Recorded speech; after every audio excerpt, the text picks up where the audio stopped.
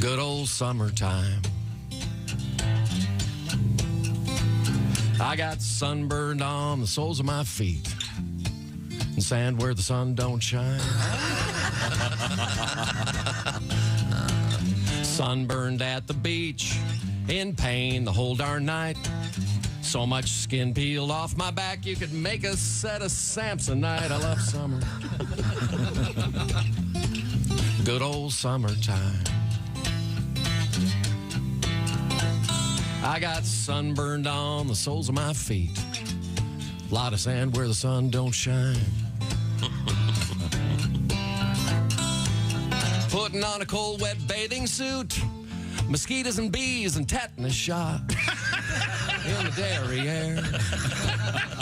Something's crawling at the foot of my sleeping bag and flaming marshmallows in my hair. Drop and roll. Caught a baseball with my face. Potato salad in the sun.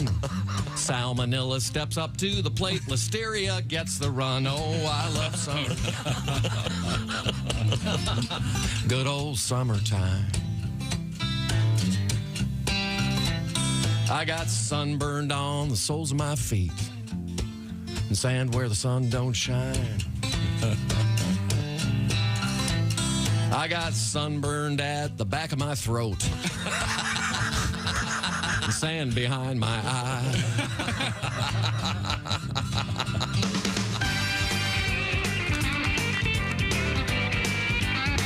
Haywood Banks, everybody, and he loves summer. Hi, welcome. Good morning. Yes, yes, yes. It's the Bob and Tom Show. Good morning. Hello, Christy Lee. Hi, Chick McGee. Hello, Pat Godwin. Hey, Chick. Hey, Josh Arnold. Chick. Hello, Ace. Chick. There's Willie Griswold. Dad, do you have to do the ear thing right now? Is he blowing his keyboards and stuff with his compressed air? Just cleaning off some stuff. Blowing on the keyboards and so forth. I'm Chick, and here's Tom Griswold. Well, thank you very much. It's great to be. Oh, yeah, okay. Yeah. Very excited. Thank you, Tom. Yeah, that didn't sound fake at all. No. I believe you. I'm in a good mood today. Good mood. I'm glad to hear it. Super. Got a little sleep. And got a lot of done. We got some great stuff coming up today. I'm extremely excited about today's show. Really? Yeah. I'm glad to hear it. Yeah. I mean, I already see arguments starting. Oh. We've got a giant cluster in the world of the NFL coming up. I gave a story back. I'm not going to do under protest. I don't care. I'm not doing it. I'll do it. It's the stupidest thing I've ever seen in my life.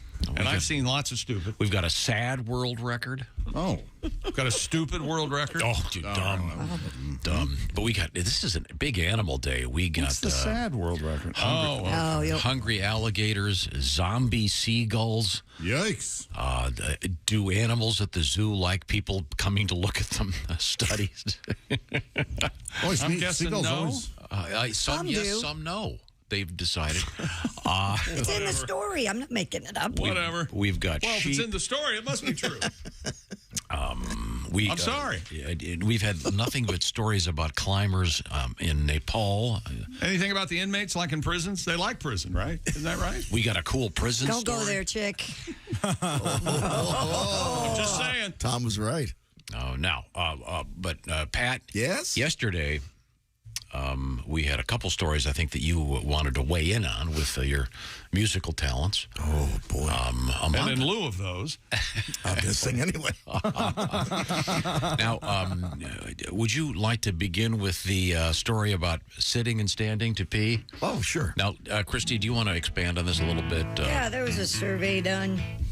is this called the, we should call this something like the garbage from yesterday or the leftovers or leftovers from yesterday. Leftovers, I like it. I was thinking we should do something new. Instead of doing the things you missed at the end of the show, we should do it things you missed yesterday right now.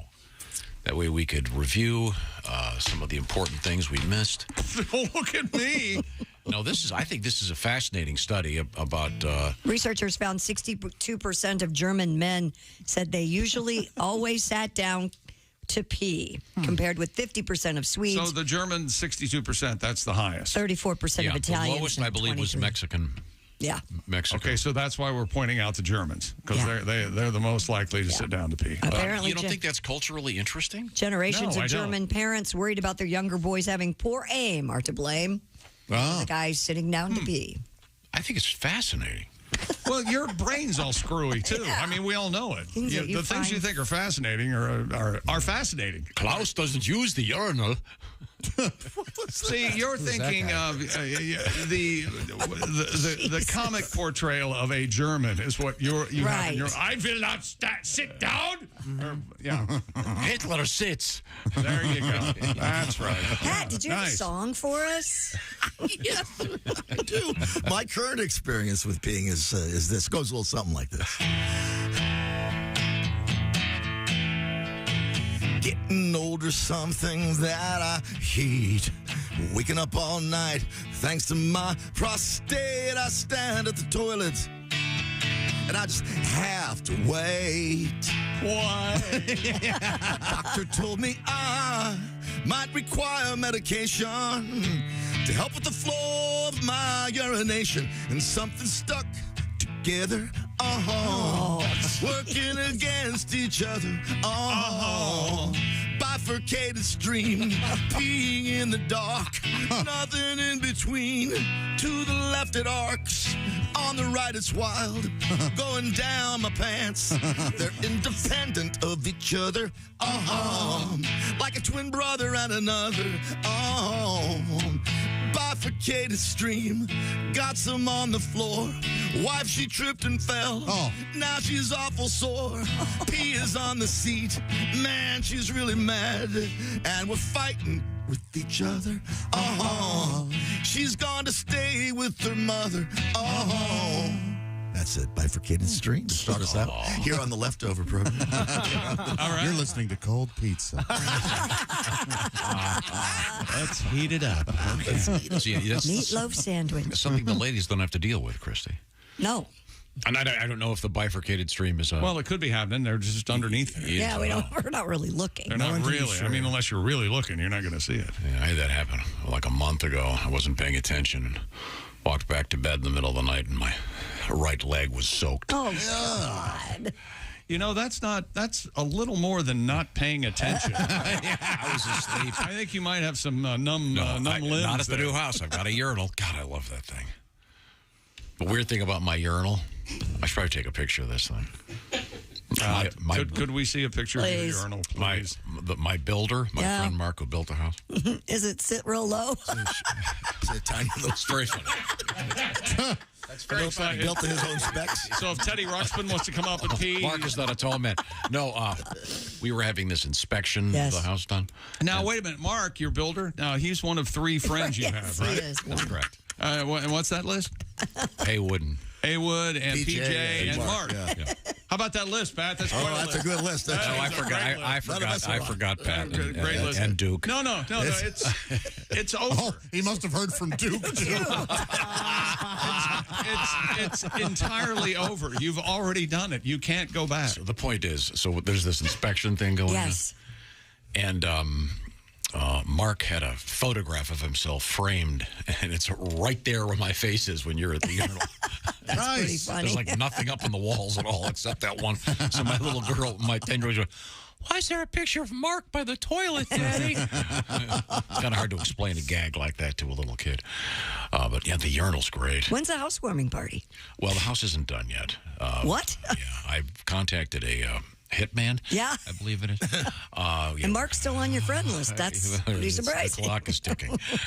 There might be a lonely Father's Day at his place. Yeah, we got to keep working.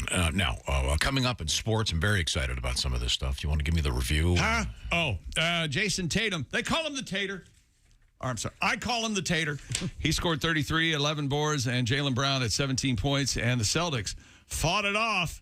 They win last night in Miami, 116-99. So the Heat now lead 3-1. Game 4 What was it? Tuesday for the game 5 tomorrow night at the Garden. And if the Celtics win that one, it'll be 3-2. And then what happens, Tom? This is And we never play again. It's 0 and 150 teams in the NBA who've come from being 3-0 down and won the series. And I think, you were saying it only happened once in Major League Baseball with the Red Sox. Yeah, Red Sox and the Yankees in 04. Happens in the NHL kind of quite often, actually. But we've got something coming up about LeBron. There are rumors bubbling that because you remember after the loss, the Nuggets swept them out. He said this after the game. I don't know. I got a lot to think about, to be honest. I think we all have a lot to think about. A lot to think about. The rumor is he might go play with the Golden State Warriors now. So that begs the question. What? That begs the question. I think if it does, it will really magnify LeBron's legacy because he is the one, correct me if I'm wrong, Willie, that came up with this super team concept that really stinks on ice. And I admit I'm a casual NBA fan, but me and Josh and a couple guys, we're going to go play wherever we want to play. And it just doesn't seem, when he took his talents to South Beach, I don't think that was good for the NBA. Could the Warriors acquire him this year? Could they trade him this year? Oh, that's the thing about the NBA. There's a reason. What is it? What do they say? There's a reason the NFL logo is a shield and the NBA players, the NBA logo is a player.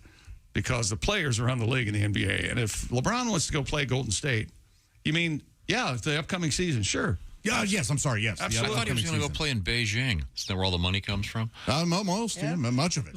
Can I ask you a question? Yes. Are you happy with this? I think the more awareness, the better. He's on your team now. I don't know the guy's name. I just saw something that some backup quarterback is now with his 17th team or something. It's the most teams any player has ever played for in the NFL. More than Fitzpatrick? I think so. I'll look it up. I believe, and I think he's active right now. So is LeBron. He's not contracted. No, these are just all rumors right now. This is all. No, he has a contract. Oh, okay. Absolutely. Also, and that's an ironclad contract. I'm sure. Coming up, we have a couple of world records, including kind of I don't know how you describe it, a coda to a world record. Kind of a sad one. An RIP in the world of world records. What a dumb world. Coming up.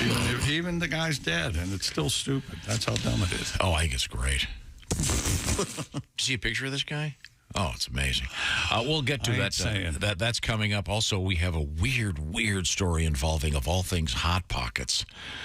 We'll hear from Mr. Jim Gaffigan, of course, on that topic. Right now, it's quiz time. Christy Lee, your sleep number bed setting is what? 45. A sleep number setting of 45. I'd like to go back. That means you'd like to go back to your bed right now? Yeah. That would mean, by the way, a relatively non-firm mattress as opposed to Mr. McGee. Your sleep number setting is? 100. I like a firm mattress. That's right. And the sleep number stays firm. They call it adjustable firmness. This is the first thing that they thought of at the Sleep Number Factory, and it's a great idea, and they've expanded on that after perfectly executing it. How does it work? Either side of the bed has its own setting, so you can have it firm or not so firm. You decide, and you can change your mind whenever you want. Should be called the Freedom Bed. They've got all kinds of stuff about sleeping hot or cold or raising the head or raising the middle. It's amazing how many things they have, and you can check them all out, of course, at the Sleep Number store. Now, how do you find it? We go to sleepnumber.com/BT show. The reason to go today, there currently is a staggering sale going on. 50% off the famous Sleep Number limited edition smart bed. And for a limited time, special financing is available. Details at sleepnumber.com/BT show. Now, this is subject to credit approval and for a limited time. Once again, 50% off the Sleep Number limited edition smart bed. Details, sleepnumber.com/BT show. Coming up, did you see Aaron Rodgers practicing yesterday? No. We'll find out what happened to him. And Peyton Manning won an Emmy. Oh, cool. It's about time he got recognized. All right, good. This is the Bob and Tom Show. Don't miss the Bob and Tom Show, live from Indy 500 Carb Day, this Friday on Bob.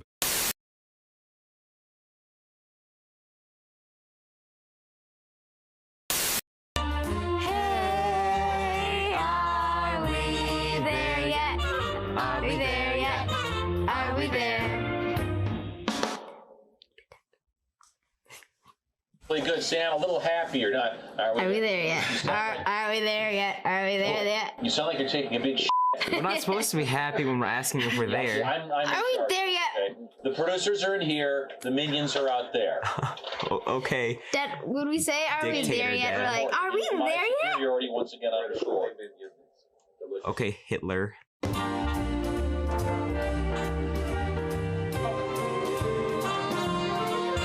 Are we there yet?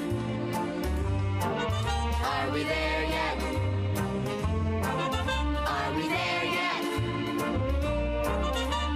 Hey, are we there yet? Are we there yet? Are we there? Diction. Are we there yet? Are we there yet? This is not English class. Dad. Not much of a T. You sound like Mrs. Marshall. That's who you sound like. I hope Mrs. Marshall doesn't have a voice as deep as mine. And she teaches music too. And you're like, are we there yet? I hope her voice is half as mellifluous and as witty. Okay, now I sound like my English teacher, mellifluous. Quit making up words. Here we go. Let's go. Try it again.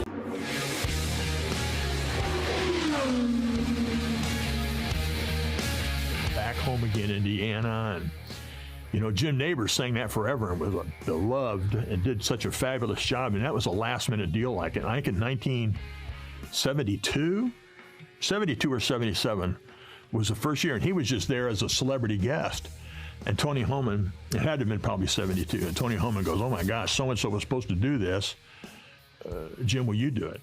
And so there's photos of Neighbors standing up on a ladder with a microphone in one hand and a 3x5 card in the other with the words, singing Back Home Again, Indy, because he didn't know till race morning. And it went over so well, obviously, that for years, and what a gracious man. He was always a treat to talk with, and what a great tradition he was. It really just added to that place.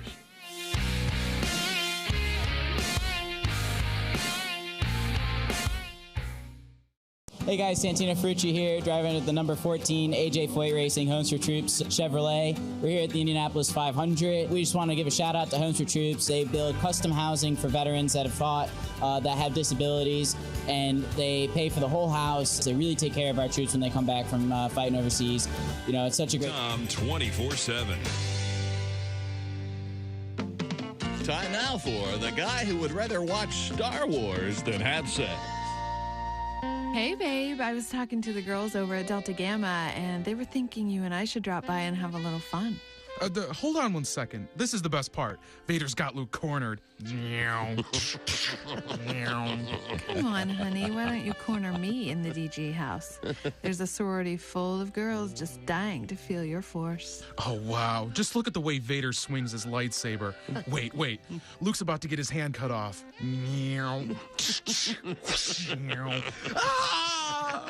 We'd really like to see the way you swing your lightsaber. I told all the girls about it. Dude, here it comes. Vader's gonna tell Luke he's his father. That's not true. That's impossible. Come to the dark side, Luke. Baby, you can come to the dark side if you want, right now. I'll never turn to the dark side. I'm Luke Skywalker. Fine, forget it. You're more like Luke Skywhacker. Enjoy going Han Solo tonight, dork. Those are two separate characters, and actually it's pronounced Han, not Han. See, Han was actually a Corellian orphan who became a smuggler, and Luke was the son of Anakin who became a Jedi. All right, that's enough. This has been the guy who would rather watch Star Wars than have sex. Oh, that is so sad. Morning laughter just might be the best medicine. No matter how hard I try, can't keep my hands off my face. Bob and Tom 24/7. I actually have a sexual fantasy associated with the earthquake. Go. All right, woke chick up. In my fantasy, I'm making love to this woman. Yeah. And then all of a sudden, she feels the earth move beneath her. Ah, yes. And then she rolls over on top of me and shields me from debris. Safety first, everybody. Safety first. I got thrown out of J.C. Penney the other day. Really? Yeah, fondling up the mannequins. You believe that? And that ain't my fault. Have you seen the mannequins in there? And they taunt you, too. They got the little short skirt on, arm up, kind of waving you over. You know what I mean? Shoot. I tell you what, if you ask me, the little whore was asking for it. Jesus said, take this bread and eat it. It is my body. And the disciples said, Jesus, we're all on low-carb diet. We appreciate you dying for our sins, but we're all trying to slim down a little. We want to look good in the painting. Bob and Tom, 24/7. Hey, welcome back to the Bob and Tom Show. Christy Lee on the news desk. Yep. Pat Godwin in the performance room. Hello, chick. There's Josh Arnold. Chickster. There's Ace Cosby. Hey. Ace is wearing a golf shirt, if you will, a polo, and the buttons are all unbuttoned. He is evidently open for business. All right. Sexy. There's Willie. Hey, man, how you doing? Willie Griswold. I'm Chick McGee, and here's Tom Griswold. Coming up, by the way, a little bit later in the show, it'll be Alli Breen with Sexy Time. All right. Where we help you with your love troubles. One of our sexy time questions made it into an article on a Christian. Did you see that? No. On a Christian website, I guess, like a magazine format. One of the guys that writes for them listens to the show. I hope he's listening now, and commented on the what was the name of the website where you can girls go on there to find sugar daddies, basically. Oh, that's right. I forget. Yeah. Well, sorry. anyway, when we were discussing that, you remember the girl that has like a sugar daddy and he's jealous because he found out she was seeing other people and arrangements, arrangements. Yeah. Seeking arrangements. Seeking arrangements. That's it. So they were discussing the morality of a said website. Oh. Interesting. Yeah, I'm sure that person gave much better help to whomever than we did. So they actually have knowledge, experience. Okay. We turn now to the sports desk with Chick McGee. What's going on over there? Jason Tatum had 33 and Jaylen Brown 17, and the Celtics fight off elimination in Miami last night. They win Game 4 of the NBA's Eastern Conference Finals, 116-99. Derek White had 16. Grant Williams had 14. Al Horford. His name has whore in it. Man, that's funny. You know what else is funny? He kind of looks like a turtle a little bit. If you look at Al, he's just got a shaved head. He looks specifically like Franklin, who was a cartoon turtle from my childhood. I remember Franklin. Man, do I get a kick out of it. He's great. A lot of rebounds. I think yesterday was World Turtle Day, too. I want to say he's from the Bahamas or something like that. One of the island countries or nations, whatever the Bahamas are. Dude, it's a lot Islands. Of NBA players are from Ben Mathurin is from Haiti, or his family's from Haiti. He's in Canada. Al Horford was wearing a beautiful shirt at the press conference after Game 3, I believe. It was gorgeous. Many, many colors, Tom. All the colors. So wait a second. Am I correct in saying that you have just had two stories? Yeah. One of which had whores in it. Mm-hmm. No, this is all still the same story. Oh, Al Horford and turtles. Turtles and whores in the same sports story. Well, that was from last night's NBA. I believe nobody does sports like I do. The gods of radio are saying. They both make a living in their bare feet. Catching one is like a treat. And they both hang out right there by the shell. They both walk slow at a simple pace. Both afraid to show their face, but only one has a built-in place to hide. Turtles and whores, turtles and whores. I love them turtles and whores. They both advertise a little tail. Move so much you never get mail. They both go by the same nickname, Snapper. Daddy never told about the birds and bees, but always talked about both these and made it clear only one was fit to eat. Turtles and whores. Yeah. Turtles and whores. I love them turtles and hoes. Turtles and hoes. Now, if you catch one, here's some advice. One is dirty and the other ain't nice. So be polite and always walk up from behind. Make small talk, never let them see fear. Don't work alone, just bait or bed. When you're done, just drop them by the river. Turtles and whores. Everybody. Turtles and whores. I've caught both while fishing. I'm always on a mission. And they both hate the kitchen. Turtles and whores. There we go. Thank you very much. Floyd, the classic Turtles and Hose. Horse. Okay, here's everything you need to know about... Hose is a little more street. You know. Is it? Al Horford. He was born in Puerto Plata, Dominican Republic. Ah, nice. He's 36 years old. Here he comes now. No. University of Florida Gators. He was on that team with Joakim Noah. Oh, Willie, they great won Chicago Bull. Yeah, 2 straight NCAA Does he wear a cap? championship. If I remember, Franklin the Turtle often wore a cap. Oh, he did. You're right. Al does not wear a cap, but he has 3 children, and his wife is Miss Universe from 2011. What planet is she from? Amelia Vega. I think she's from Earth, but they call it Miss Universe. Seems to be incorrect. It's like they call it the World Series. Well, no, I don't see the Japanese teams. I think what if we accidentally started an intergalactic war because of Miss Universe? We take umbrage with the fact that our women were not represented. You think we're ugly because our vaginas are on our face? Oh. Do you? Ms. Universe is like the Franz Ferdinand of World War Space. Yes. This is her, Amelia Horford, if you will.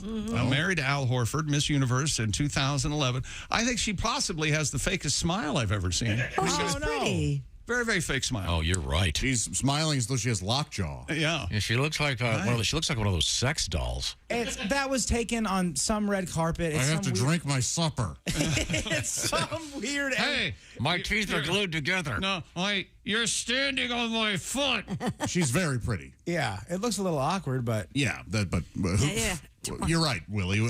How we all look awkward when put in weird positions. Dude, hey, we're taking a picture of you. Unless there's not a photo of me out there where you can't tell exactly where my nipple and belly button is. It's so you need really that perfect angle. Well, now that's interesting. You never get that? Is it in an odd place? Or I just think that the way I set my torso. Are your nipples always standing out? Nah, I think it's the way that my shirts fit. I don't know what it is, but I don't photograph well, so I got a lot of sympathy for Miss Horford. I've been told I have very wide nipples. What you got? Right here. My fingers are on my nipples right now. Well, we can get some calipers if you want. Wide? They're wider. Oh, I see what you mean. Oh, they're wide apart. Yeah. Like Lonnie Anderson. Wide, yeah. I'm my confused. father would say whopper jawed.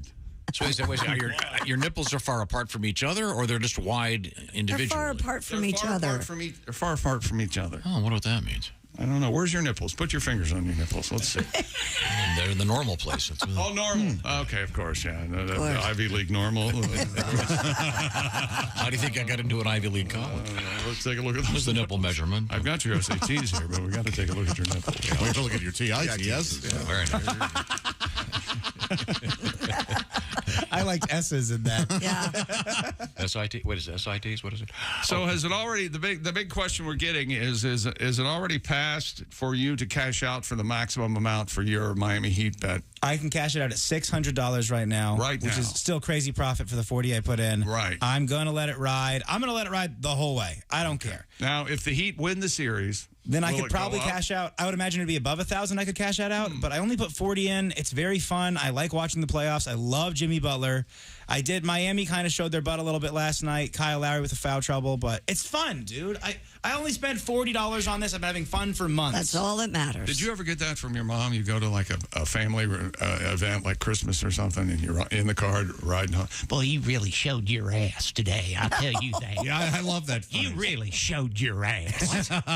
You ever Your get mom that? said that? No. That phrase is awesome. You really showed your ass. I've never heard that. Yeah, it means being a kid and having fun and laughing and running through the house and whatever. You really showed your ass. It can also mean making a fool of yourself. Mm-hmm. I have never heard that. No kidding. Well, you didn't grow up like the rest your of son us. just said the Heat, or was it the Heat? They showed their ass last night. Yeah, they were messing around. They weren't paying attention.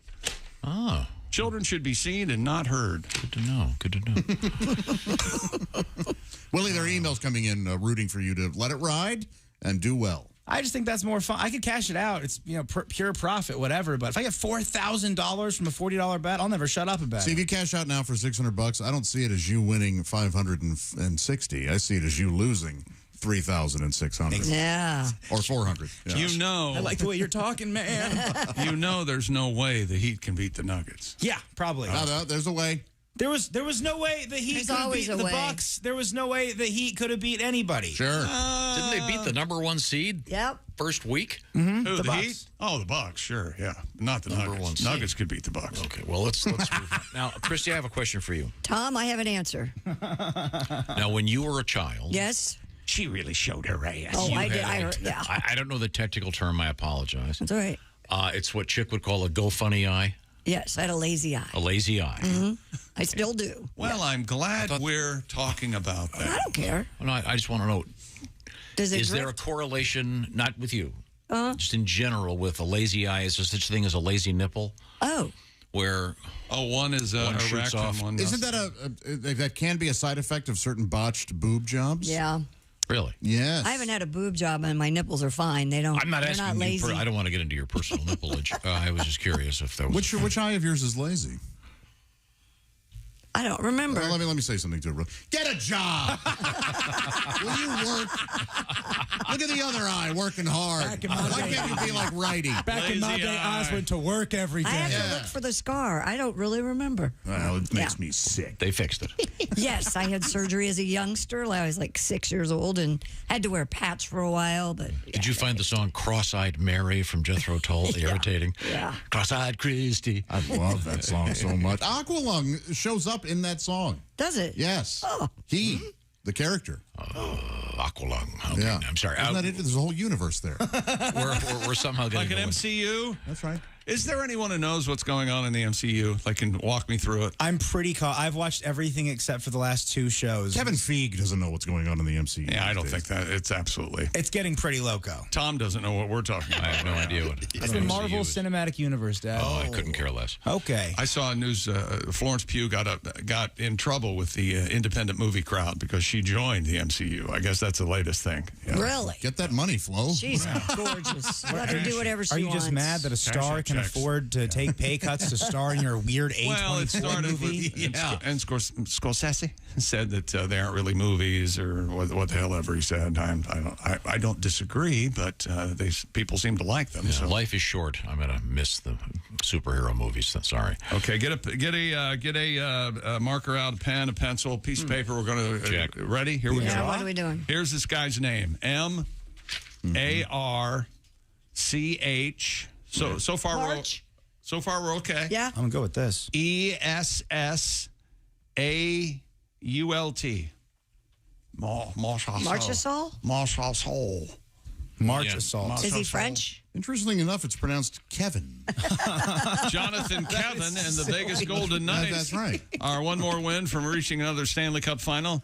Kevin had the first of 3 goals in the game's first 7.5 minutes. Vegas wins 4-0 over the Stars, take a 3-0 series lead in the Western Conference Finals. And let me just say, that really breaks my heart to see a team from Dallas lose. You know who showed their ass? The Stars fans last night. Oh, they really showed their ass. Yeah, they were throwing bottles. Oh, that's not cool. No. Show your ass. You know, the violent environment that hockey is, it sort of encourages that I see. behavior. You're saying that the behavior on ice breeds that sort of...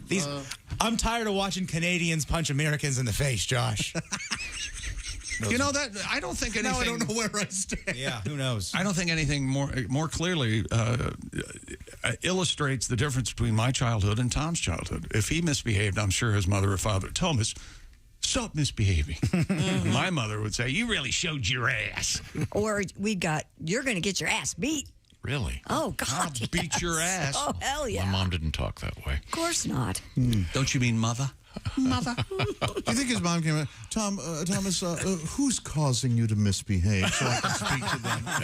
Whose parents do I need to call? Nana was nice. I need to call someone. One of my little girls now calls me father. That's so funny. I don't know where. I think it must be from Harry Potter or something. Father. I love it. Father. It's the weirdest thing. It's better than Grandpa. Is she trying to make you laugh? It's very funny, Christy. She only does that. She only does that in public. That's always We'll be at a restaurant. Grandpa, can I go Love it. Love everything. That little girl's grandpa's mean. He keeps saying shut up to her. It's only going to get worse. Are your children good liars in that if you went to a restaurant and the kids ate for free under the age of, let's say, 10 or whatever, and they were 11, you go, hey, you're 10 today. Actually, I guess that's too old, isn't it? No. It's got to be like, because I remember kids are so proud of their age, it's hard to get them to lie about, hey, you get in free if you're 6, so just say you're 6, but I'm 8. Finley is a little tattletale. I picked her up from school 2 years ago, and I go, hey, special treat day. We're going to go to Starbucks. You got to get a milkshake and a brownie. Just don't tell your mom about it. I go, I take her home. She runs inside. Kelly goes, hey, how was the ride home? And she goes, oh, it was great. Willie got me a milkshake and a brownie, but he told me not to tell you. Wow. Yeah. Little narc. Sang like a canary, did she? Yeah, I had that stupid thing now in my car where the phone comes through the radio. Oh, everybody hates that, don't they? The Bluetooth. The convenience of the Bluetooth. Man. So, Safety. Wait. You know how stupid that is. Wait a minute. Are you telling me you got to put up with this? So yesterday, your phone comes through the speakers. I pick up Finn at swimming, and I've got a whole plan where I can go. I hadn't had lunch, I hadn't had breakfast. I really wanted to have a decent dinner. So I said, okay, look, here's the deal, Finn. Here's what we're going to do. So then all of a sudden the phone rings, and it's her mom. And I said, yeah, we're gonna stop and grab something for Finn at Chipotle. Then I'm going to go pick up some food. And Finn shouts out, I want to go to Verde. Right after I said I don't want to go there. So then I all of a sudden thrown under the bus. Verde it is. I like Verde. No, I just wasn't in the mood. Delicious, I hadn't eaten all day. I really didn't want to have queso and Mexican food. Nice. Yeah, that's horrible. Wait, no, I just was not in the mood. Wait, you wanted to go to Chipotle? No, I was going to get her something. But the point is that it was this thing where I got thrown under the bus as soon as I answered the phone. You know, Dad won't take me to Verde. Oh. You know, she's 10 and you're in charge. Yeah, right? Yeah. Thrown under the bus. I got to turn off that phone thing. You used to have a backbone. I got to turn off that phone. So you ended up taking your 10-year-old to Verde instead of Chipotle? Yes, yeah. I needed to, it was good, though, because I had to walk 6 miles to get my car to the parking lot. Yeah. Did you meet Kelly there? No, she was busy. You know, we often come in here and we go, Oh, my God. why are we bullied? Why are we being emotionally tortured by Tom? Yeah. It's because, are you listening to this? Yes. He's a broken man. This is the only place where he still has some semblance of authority. He's being bossed around by a 10-year-old little girl. Yes, sir. And I can't. The difference between I can't talk much today because the roof of my mouth is shredded from queso chips. Oh yeah, those are addictive. Not to mention the price point. You don't know how to eat. What's wrong with you? You're not eating them point up, are you? The chips? They should go in more flat. I hadn't eaten all day. I was really hungry. Chips. That's the restaurant we went to for Sam's birthday. It's a nice place. Well, I know it's a nice place. I just wasn't in the mood, and you're not always in the mood for a certain type of food. I can't believe you put up with that kind of thing. I got to figure out how to turn off that phone thing. Yeah, you got to put up with that. Talking privacy. Man, you had to choke down delicious Mexican food. How do you exist from day to day? Boy, you don't have to have your phone through the... On mine, I switch it on my phone. It gives me the option. Yeah. You ready for this? Look, scroll down. Yep. Bluetooth. Yep. Off. Never gonna happen again. Well, Yep. Aha. But then you can't listen to anything on your phone through your car because you've turned the Bluetooth off. That's really? Okay. Right now, speaking of delicious Just food, ridiculous. what I should have done is gone home and grilled myself some steaks from That's Omaha right. Steaks, because Omaha Steaks is the perfect gift for Father's Day. Pay attention. Joshua, you got this for me, right? Absolutely. Father's Day right around the corner. Get Dad what he really wants, Omaha Steaks. Perfectly aged, always tender, guaranteed delicious. Omaha Steaks. The Father's Day experts there have made it easy to put a smile on the big guy's face this summer with hand-selected packages. Head over to omahasteaks.com, use promo code BTS at checkout, and get $30 off your qualifying order. You're making money for getting Dad a perfect gift. Packages can include fork tender, bacon-wrapped filet mignon, other gourmet grillables, chilled boneless chicken breasts, burgers, jumbo franks, many more favorites. Whether he's your dad, a dad-in-law, a dad figure. That's right, I got very casual with it. He's the guy who was always ready to step up when you needed him most. This Father's Day, show him the love with the only gift that's as unforgettable as he. Possibly a father figure, a preacher, teacher. They're very good. Yes. That's a George Michael reference? I think so, yeah. The mouth-watering perfection of Omaha Steaks. And George Michael, I'm sure, loved steak. The guy loves steaks. Yes. Often eat them in a rest stop. But don't wait. Go to omahasteaks.com. Use code BTS at checkout. Get $30 off an unforgettable gift that is guaranteed to make Dad's day. Because if there's one thing we know, it's that dads want steak. That's omahasteaks.com. Code BTS at checkout. Thank you very much. Be my father figure. Delicious. The perfect Father's Day gift. When we come back, we have more sporting news, including a weird rule change in the NFL causing people to go up in arms. Tom made the mistake of listening to bits and pieces of sports talk radio yesterday, and now he thinks he's an expert. So stand by for that. Anything he talks about the NFL is wrong. substantially less exciting. Here we go. And we have Hot Pockets in the news. Aaron Rodgers. How was practice yesterday, Aaron? I don't know. I just yep, he saw that. This is the Bob and Tom Show. Text us at 888-262-8661. More Bob and Tom next. State law.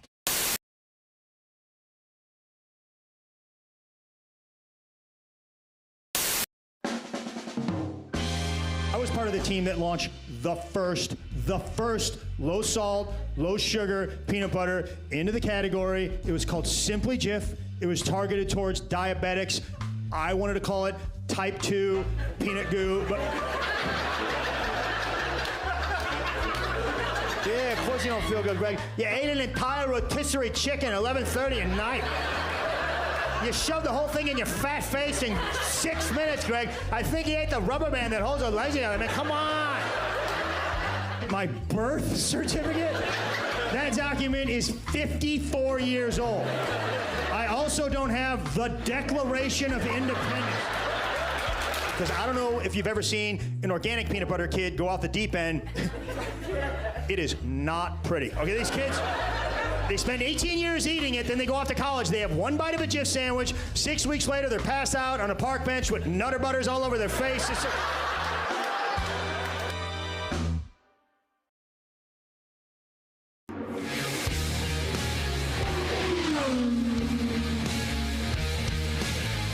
The night before the 500 in the 60s and 70s really made Sodom and Gomorrah look like a retirement community.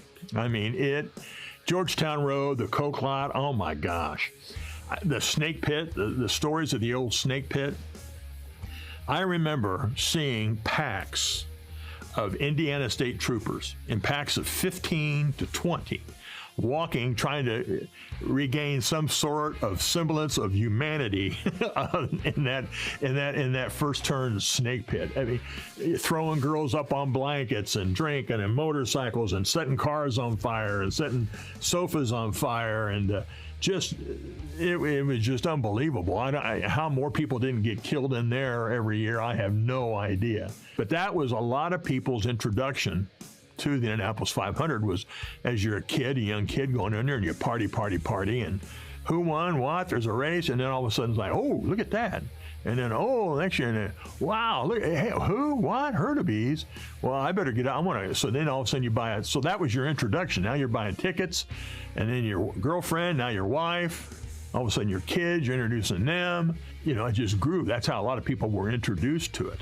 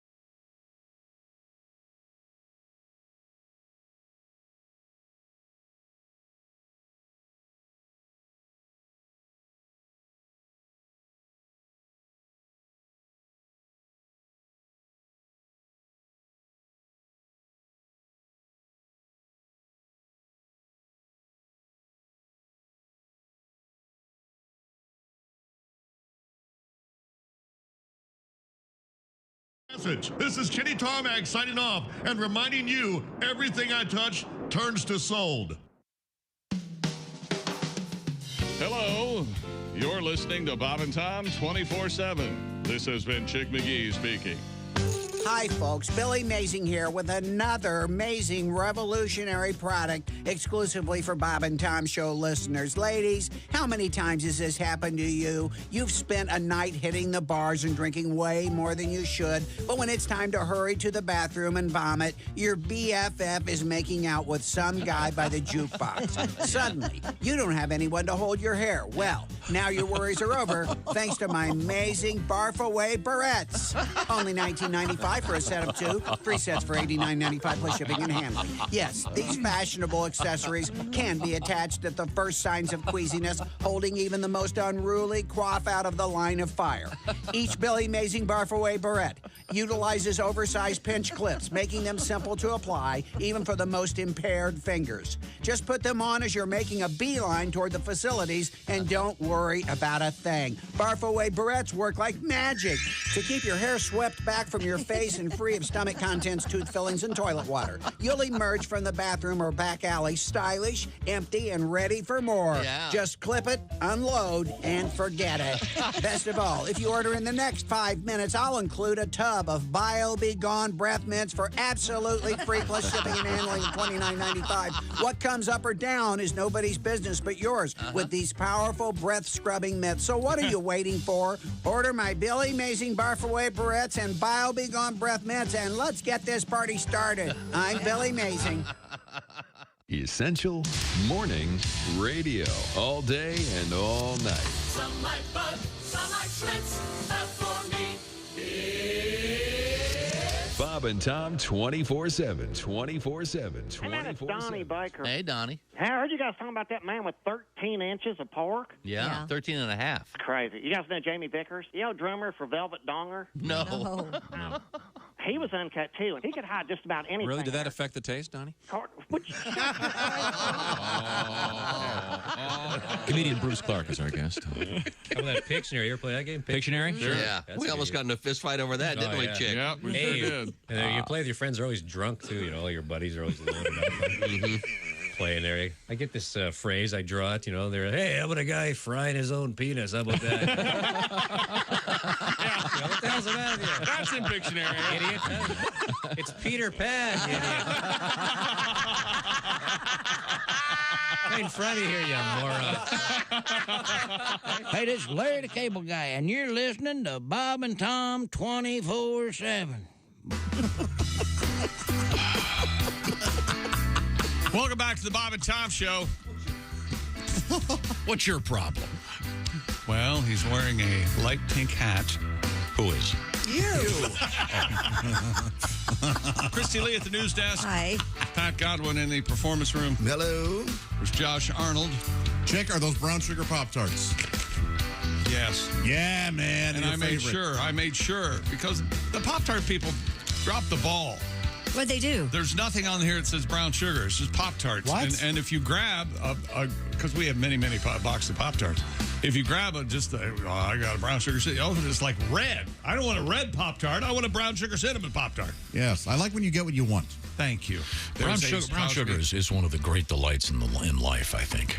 Willie Griswold's here. Certainly the finest instant oatmeal. Like a coffee cake with brown sugar. Yeah, man. Oh, yeah. Here's Tom Griswold. Oh, sorry. Did I interrupt something? Wait a minute. Do you put brown sugar in chili? Yeah, you got to. I've heard brown sugar and baked beans is good, too. Oh, yeah. Well, that makes sense. I've heard that one. I've never heard brown sugar in chili. There's a coffee place around here. There's a seasonal brown sugar latte. I get the feeling. Insane. Brown sugar in your sloppy joes? I get the feeling with Ace telling us that he puts brown sugar in his chili.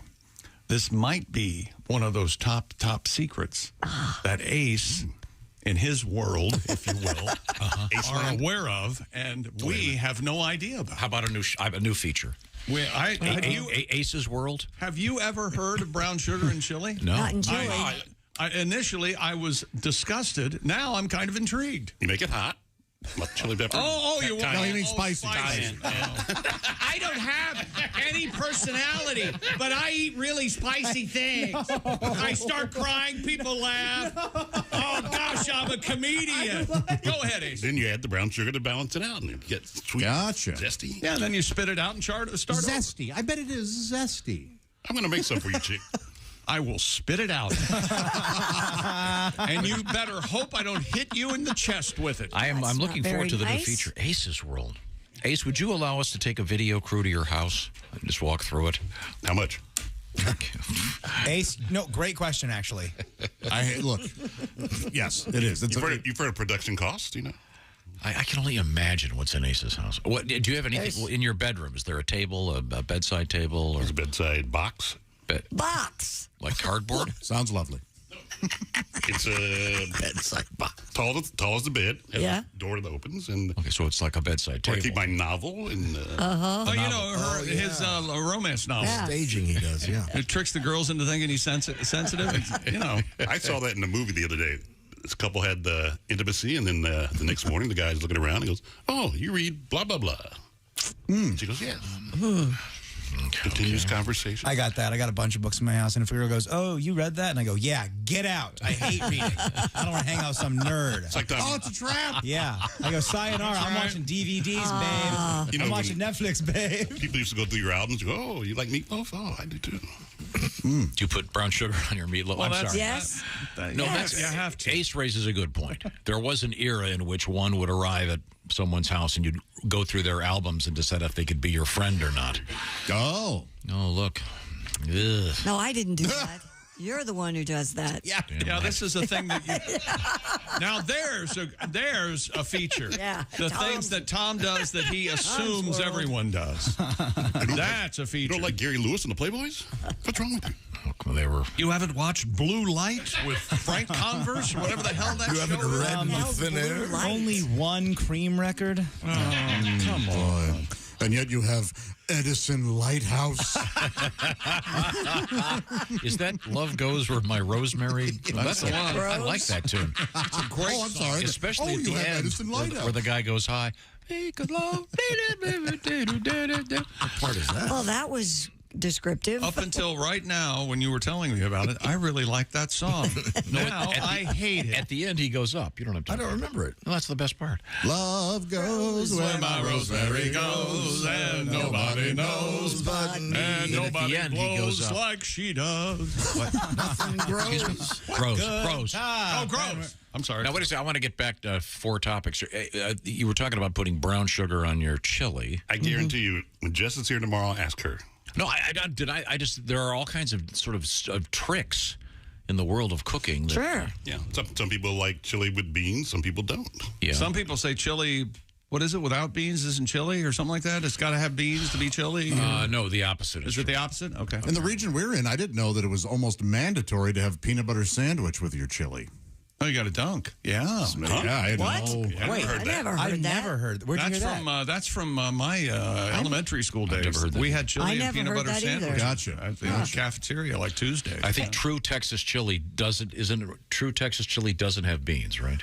I forget. Chili con carne? And if you're a man, it's got to make your scrotum pucker. It better. Real hot. Yeah, you can man. hardly keep it in your mouth. Don't you have a So good. Pat? Don't you have a tribute to chili? I do, and you're right. Texas chili does not have beans. So if you want to get the real bean chili, you have to go to Mexico. Yeah, Really? I always heard that bean chili was cursed, so I went to Cabo and prepared for the worst. I like jalapenos and cilantro, my friends, but I'll never eat beans in chili again. Well, I learned a big lesson from a small bowl of hell. The beans, they expanded. I started to swell. I blew up a bathroom, forced an airplane to land. I'll never eat beans in chili again. I'll never eat beans in chili again. I should be ashamed. My odor offends. Oh, my butt is beat red like a baboon's rear end. But I'll never eat beans in chili again. Now they're passing the ladle. Everyone slurps. Chico is gassy. Maria, she burps. My belly starts rumbling. It's Montezuma's revenge. I'll never eat beans in Chile again. I'll never eat beans in Chile again. I crop dusted the church. El Chapo attends. What I thought was just gas is a solid, my friend. I'll never eat beans in Chile again. A little brown sugar, maybe. In a thinker position, my ass on the can. I broke down and had beans in Chile again. Oh, that's a touching tribute. Thank you very much. I'd like to hear some of other oddities that people do. I've seen people put salt on watermelon. That's good. Yep, that's a thing. Do that one. Salt in your chocolate milk. Have you done that? Also good. I never put people salt salad. I never thought why do you do that? I put hot sauce on salad. It makes people angry. Does it? Mm-hmm. They don't love it. You're not doing it to make people angry. You're doing it because you enjoy it. I like the flavor. What are you going to do? Yeah. All right. We have coming up in the world of sports. We have some really interesting world records. Some cool stuff going on in the NFL that Chick and I can argue about. Not what happened. We have Hot Pockets in Nothing the news. to see here. Move along. You know what's real good in Chile? Hot dogs and hamburgers. Yeah, I like good. Oh, that's very, very good. Thank you very much. All that's coming up when we come back. This is the Bob and Tom Show. Thanks for listening to the Bob and Tom Show this morning. Even though we're not too much to look at, you can also watch the show on our YouTube channel.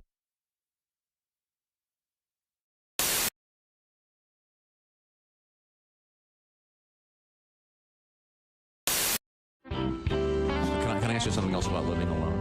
Sure, yeah, sure. Unless, what do you want to move in? What's going on? No, I'm just curious. Tom's looking forward to that day. This interests me. Yeah, I have a lot of people hanging out at my house, but I enjoy that. Do you? You said you had a cat? I do have a cat. You have a dog? I don't have a dog, and that was taken in the divorce. We had a part Rottweiler, part Doberman named. That was his name. Good boy. He's a good boy. He is. But I'm thinking about getting a dog. Dogs are great. Yeah, they are, and especially I'll tell you, I'm interested in the Chihuahua only because the Chihuahua, I can learn a lot from a Chihuahua. I need empowerment lessons from a Chihuahua because a Chihuahua has this species amnesia. They have no idea of their relative size and the scope of reality. And I need that because you go over to someone's house that has a Chihuahua and right there, they're hey, just ready to go. You weigh 4 ounces. I could mail you in a priority package for $4.85, and you're gonna tear my ass up. Is that what's happening here?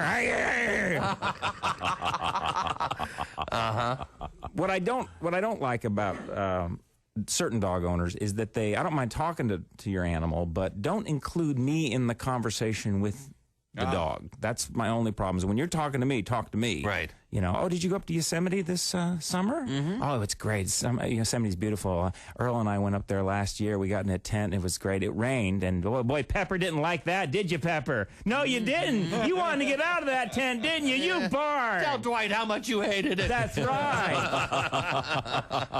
Anyway, so there's nothing to do, but Earl and I just got it on the whole time, and that's all you can do. Pepper didn't like that, did you? No, you thought Daddy was hurting Mommy, didn't you, Pepper? Look at Pepper's face. You don't know what I'm saying, do you? Oh, he's cute. Yeah. Anyway, we did the Mexican cartwheel and a big wheel. And that was very nice. Oh, yeah. Isn't that right, Pepper? Oh. Don't bite me! Dwight Slade is our guest.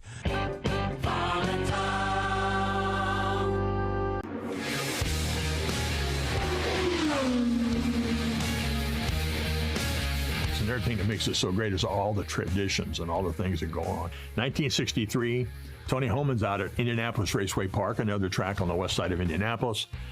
He sees this Scottish band, a bagpipe band with drums, walking around the grounds. He said, people are loving this. And he's thinking, I got all these guys from Europe and Great Britain and Scotland. How do I make them feel at home? So he invited this doctor who was heading up this bagpipes band. Why don't you come to the track? And so in 1963, 60 years ago,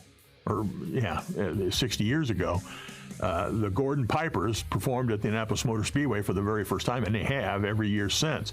And 4 Gordon Pipers always welcome the winner back into Victory Lane. And it's a tradition because that's congratulating the winners on keeping all 4 wheels on it for 500 miles.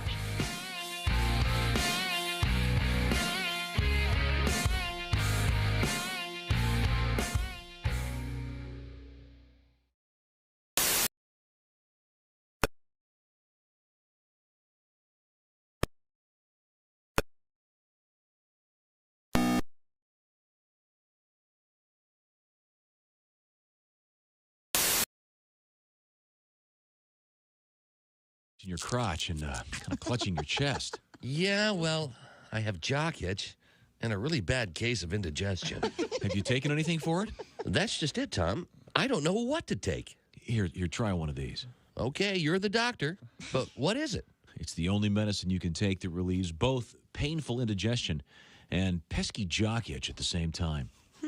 What's it called? Bob, it's from the people who make Tums. It's called Scro-Tums. Huh? Tom's right, Bob. New Scro-Tums can relieve indigestion and jock itch in just minutes. Hey, feeling better, Bob? Oh, like $1 million. Let me buy you a beer. Great. And how about some nuts? Thanks. Yes, thanks to Scro-Tums, Bob can have a handful of nuts without attracting disgusted stares or worrying about a bad case of indigestion. Scro-Tums, the only product on the market that relieves jock itch and indigestion at the same time. Get your hand out of the front of your pants, put it in your back pocket, pull out your wallet, and buy some Scro-Tums today. Just look for the fuzzy little bag the next time you're at the drugstore. Scro-Tums from Primal Pharmaceuticals, the same people who brought you the product that relieves painful corns on your feet and itchy hot hemorrhoids. Cornhole H. Right, Bob? Rightio. Essential Morning Radio. All day and all night. This is Bob and Tom 24/7. 24/7. Bob and Tom Show. Hello, this is Bob and Tom Show. Yeah, good morning. Yeah. Hello, calling, visiting, listening to show. We're visiting with comedian Frank Caliendo. He was just talking about Raymond Burr. Oh, Frank Caliendo. John Madden. He does the John Madden. Very good. He was doing his impression of the fabulous actor Raymond Burr. You're familiar with Mr. Burr, of course. Perry Mason. Yes. Actually, it was interesting because we were talking about one of Mr. Burr's earliest films, of course, the legendary. The film. Not familiar with early Raymond Burr. Yes, I was in Godzilla.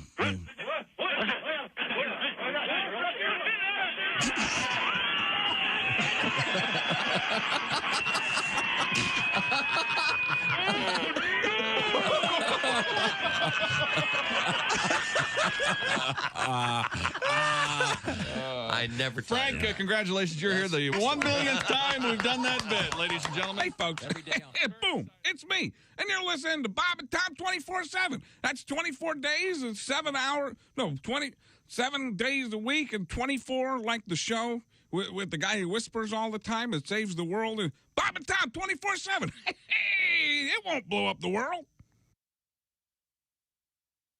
Check it out right now. Welcome back to the Bob and Tom Show. What the hell Too was long. that? The ones you think hit, you're too long. It's just that simple.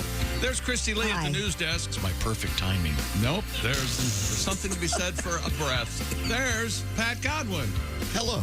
There's Josh Arnold. Hello. You chewing gum? No, finishing up some almonds. There's Ace Cosby. There's Willie Griswold. Do you hit the L in almond, or is it almond? Almond? I say almond. Oh, yeah, I think I do hit the L pretty hard. Almonds. Yeah. Yeah. I recently hit the drain with a cappuccino made with almond milk. Boy, there's a bad idea. Yeah, I know. You and Big Dairy. I'm Chick McGee, and here's Tom Griswold. I thought you weren't drinking coffee anymore. Oh, I just know we got some coffee yesterday. They brought it in. Oh, that's right. So I tried that. Ugh. Okay, sorry. Not for you, huh? No. We were discussing great food with Ace, of course, our new feature, Ace's World. But right now it's time to return to the sports desk with Chick McGee. Let's see. Where are we here? Eli Manning was picking on his brother. Does anybody know who his brother is? Peyton? Koopa. No, not. not Cooper. Eli Manning. Hall of Famer Peyton Manning is now an Emmy winner. The Sports Emmy Awards were handed out Monday night. I received none. Another gross oversight. Yes. Peyton Manning came out for Outstanding Personality / Event Analyst category for his broadcasting work on, of course, Monday Night Football. How about that? The Manning cast. Everyone congratulated the 47-year-old Peyton Manning. You feel old yet, Wilbur? How come Eli didn't win, too? Eli co-hosts the... Can I continue? Nope. I got the stop sign from Christy. She said what am no. I supposed to do now? It's a fair question. She said nope. So Eli quickly. Manning, who co-hosts the Manning cast with Peyton, did what most younger siblings do by roasting his older brother. He tweeted the post about Peyton winning. Eli joked, "I did not know you could win an Emmy for just telling fans when coaches should call a timeout." Hilarious. How about that?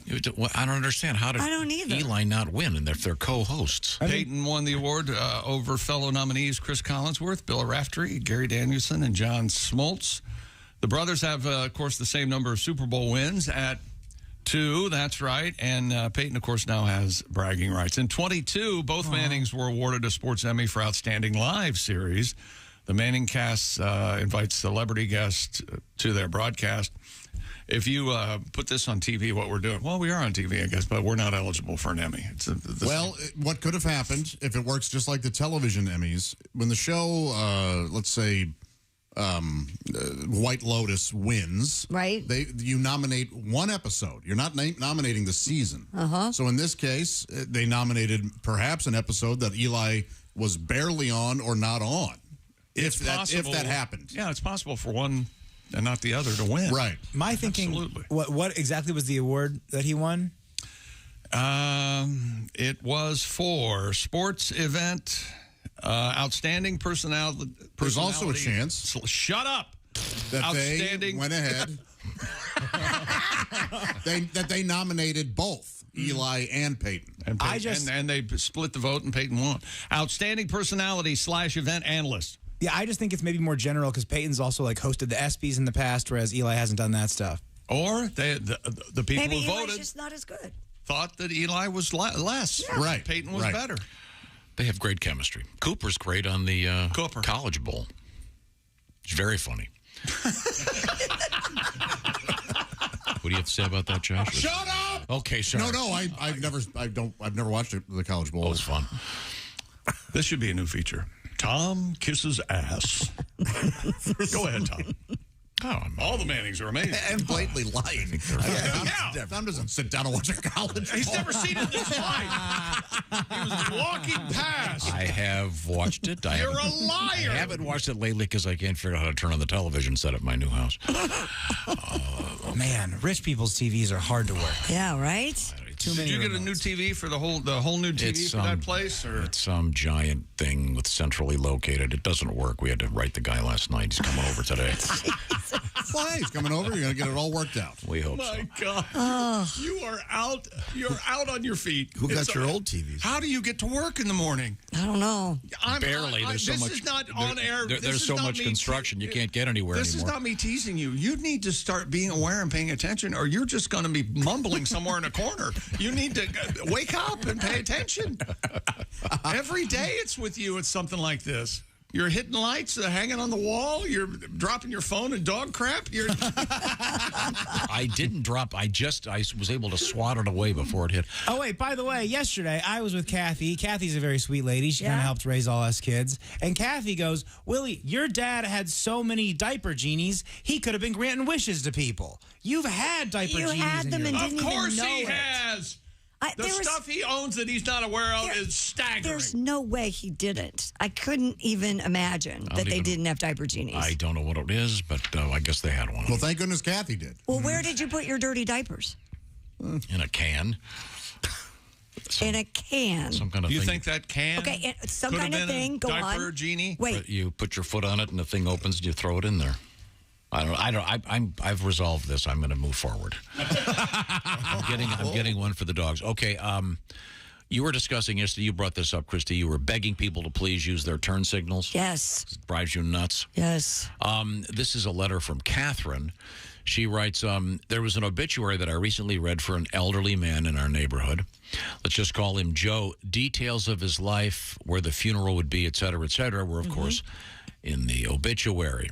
It said, on the way to the internment, the family requests that everyone leave their left turn signals on for the entire 25-minute drive from the church in memory of Joe. Oh, isn't that sweet? Oh, so caused many accidents. Yeah. Driving, old man. Take a bus. Now, we return to the sports page with Mr. McGee. What's happening? Here's one of those stories that Tom heard, and he wants to talk about it, so that's why we're doing it. John Hurd. He's a good actor. The NFL has pushed the kickoff return further toward irrelevance with a priority on player safety. League owners voted for a one-year trial of an enhanced touchback rule that will give the receiving team the ball its own 25 with a fair catch of a kickoff anywhere behind that yard line.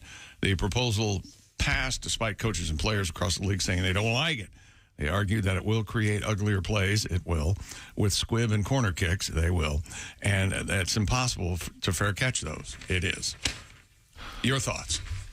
It seems kind of boring. Why not just take the ball and stick it in the 25?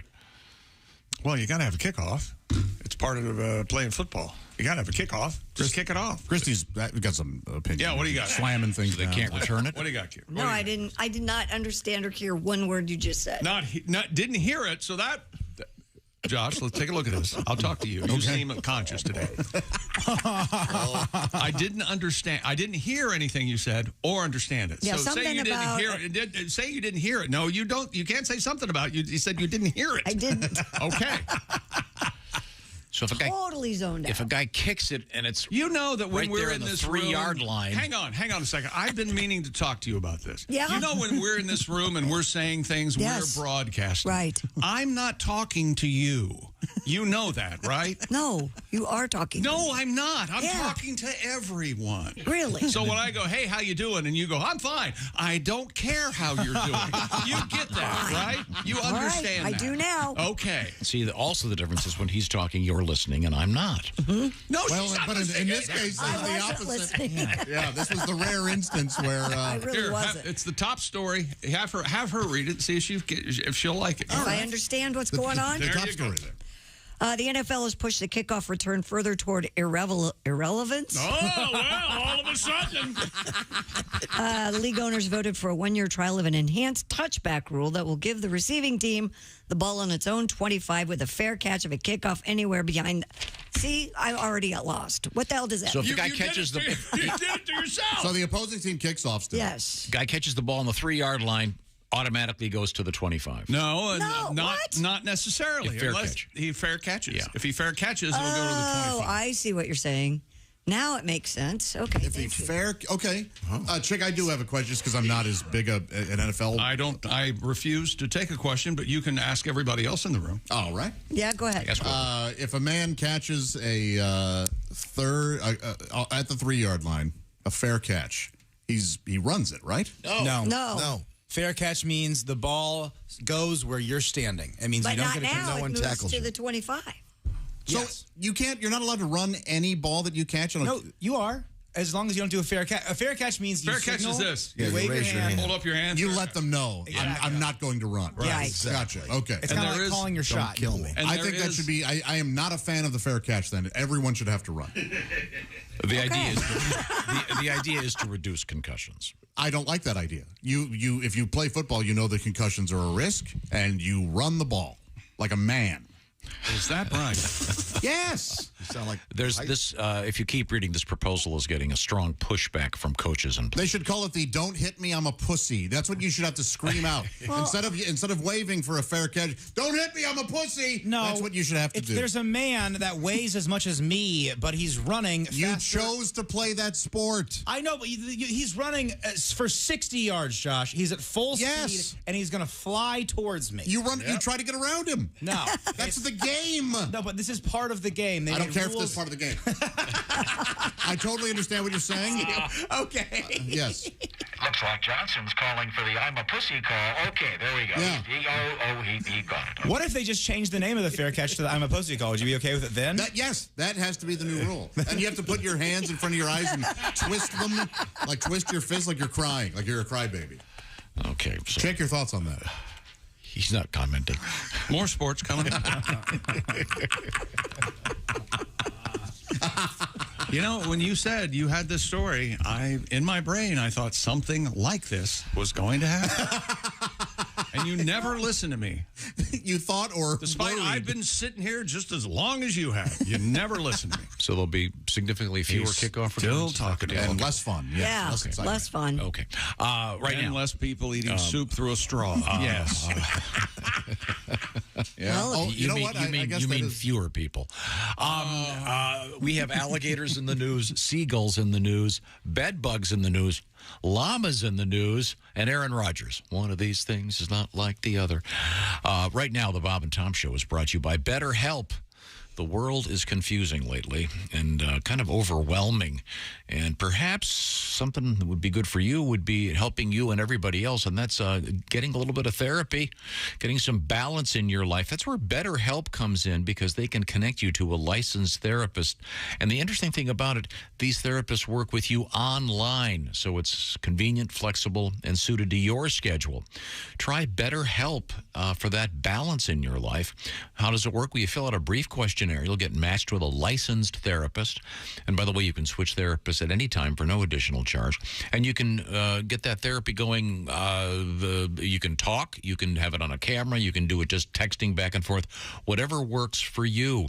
For more balance, check out BetterHelp. Visit BetterHelp.com/BT show. That'll knock 10% off that first month. It's BetterHelp, H-E-L-P, BetterHelp.com/BT show. Coming up, Hot Pockets in the news in a rather unusual way. There's gunplay involved. We'll find out about that. This is the Bob and Tom Show. This is Bob and Tom.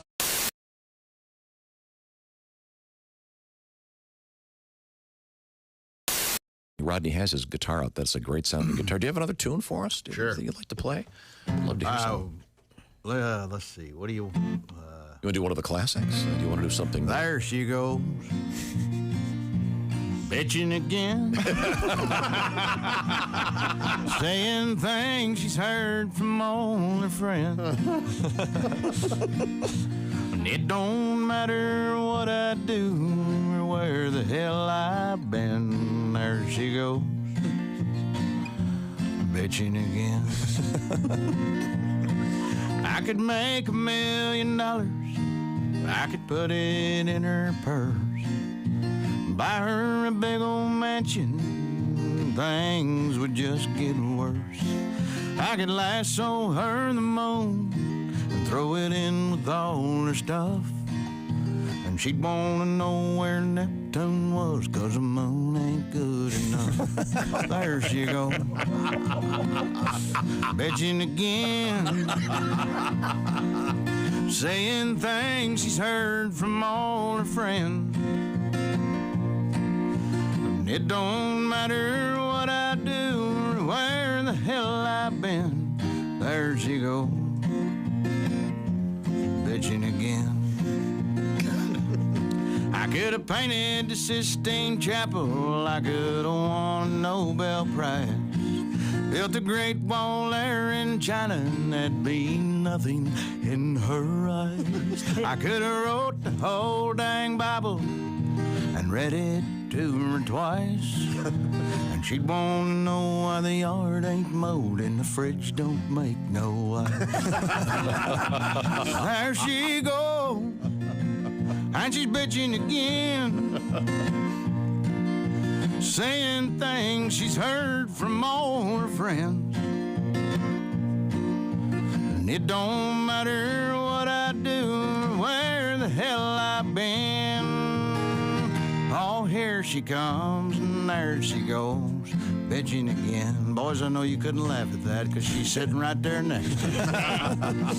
And she's bitching again. That's great. Rodney Carrington.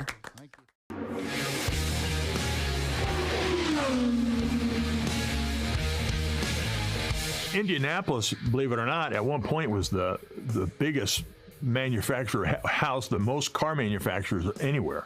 This is before Detroit took over. And Detroit ended up taking over because they were right on the Lake Michigan, and it was easier to get ore and steel and everything, the raw materials. For some reason, this was where cars manufacturers were. Well, they wanted a test facility. Carl Fisher, who owned Prestolite, and Prestolite was a big factory, and they made a bunch of different stuff, but one of them, they made headlights for automobiles, was his big deal. He ended up going on to develop Miami. He turned Miami into a vacation place, but he was one of the 4 founders. And they go, we need a place. Well, Speedway at that time, that was out in the country. And so they bought this property. How big are we going to make the track? And they're kicking it around. And they made the track 2.5 miles because that's what fit in the property they had bought. That's how that became, the property they had, it became 2.5 miles. And it was a test track. And they just started promoting it as the biggest and the best and the da-da-da-da-da-da-da. But that's where the Indianapolis 500 is where a lot of innovation took place for years, like brakes and shocks and tires and safety. The Indianapolis Motor Speedway and the Indy Car Series have pioneered safety in automobiles. So how did it become the biggest and the best? I mean, just the daringness of the drivers, the innovation that took place, and again, the purses were always the biggest, and it was just where everybody from all over the world wanted to come.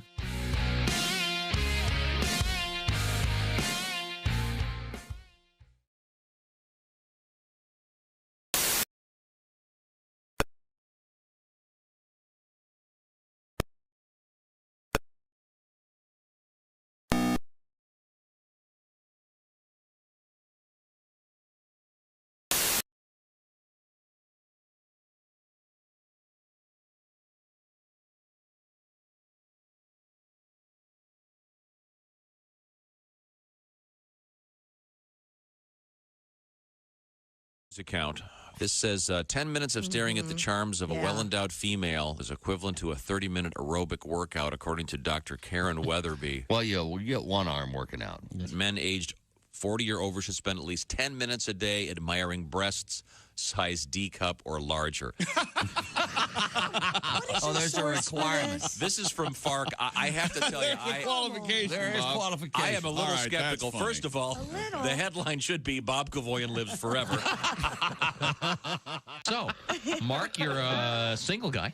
Yeah, I tell you, though, it's tough because I got these neighbors behind me. Really? My neighbor, Gail, very... Gail? Gail is a woman who just moved. Her bedroom wall is right behind mine, and she has a new boyfriend. Mm-hmm. And I found this out. His name is...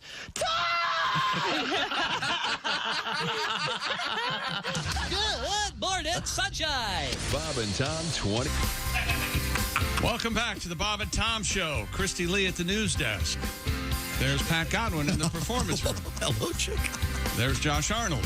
Tom's flashing gang signs over there. He's trying to hit a time we have to hit, and he hits it 1 out of maybe 10 times. But Just hit it perfectly. No, the other 7 of those times he's missed, he thinks he's still hitting it, but it's too long, and he doesn't understand how clocks work. There's Ace Cosby. He's more like an umpire. Willie Griswold. Hey, man. I'm Chick McGee, and here's Tom Griswold. Mm-hmm. Oh, sorry. Thank you very much. Did you give me that sports back? I don't think I have it. Oh.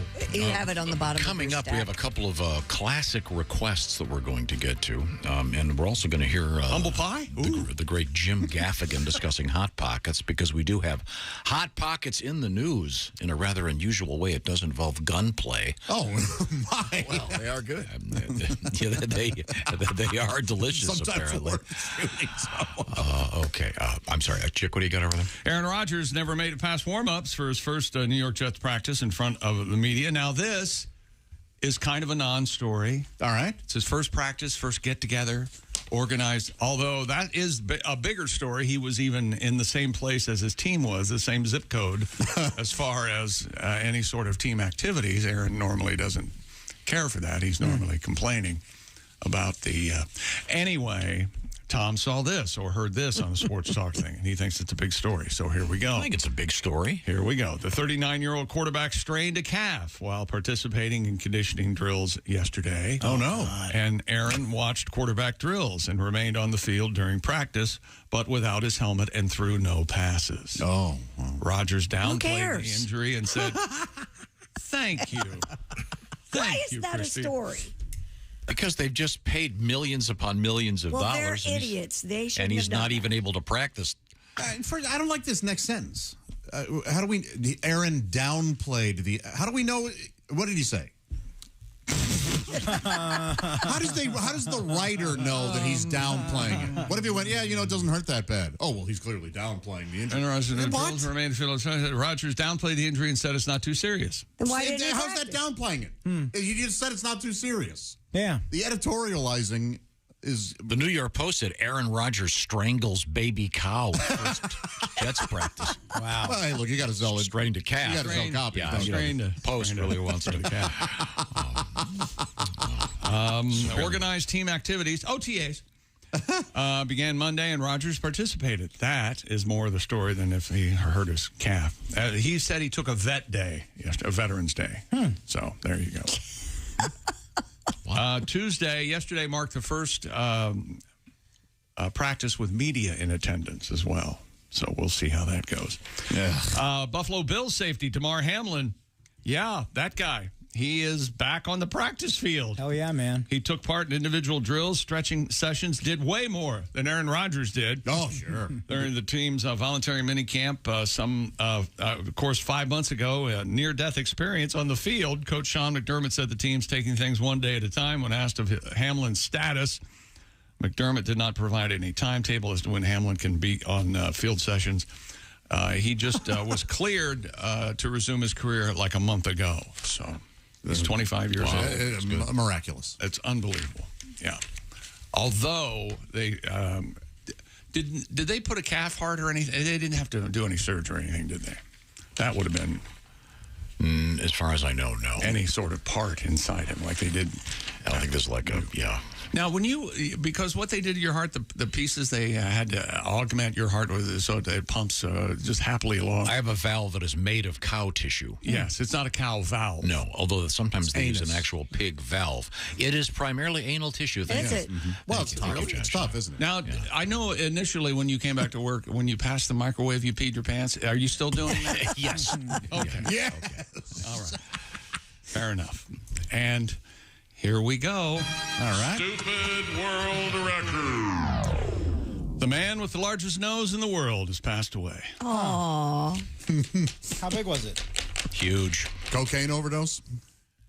Guinness World Record said Mr. Mehmet I liked it. Ozurek. Yeah, cocaine nose. Funny. I like that too. You know what? Josh knows funny. Ozurek died at the age of 75. Mehmet from Turkey awarded the title of longest nose on a living person in 2001. His nose measured, and let me get the whole sentence out before you say, Where do they measure? From the back of his head, through his eyes, up from the soles of his feet? How do they measure it? now see what you've done. It made you cough. 3.46 inches from bridge to tip, which is the length of a playing card. Wow. What an interesting measurement. It's this guy's nose. It kind of, if you start like at the base of the nose, what's this thing called? What is this, septum or fulcrum or something? Fulcrum. No, fulcrum's something else. What is My that? fulcrum No, out it's of fulcrum. it. Is that what it is? The septum is the It's a tissue philtrum. between the nostrils. Philtrum. Philtrum. Okay, thank you. If you start there, his nose sort of goes south. Mehmet said, my sense of smell is far different from other people. Does his nose cover his lips? Yeah, his nose sort of heads little south bit. toward his lips and then kind of does a long turn up.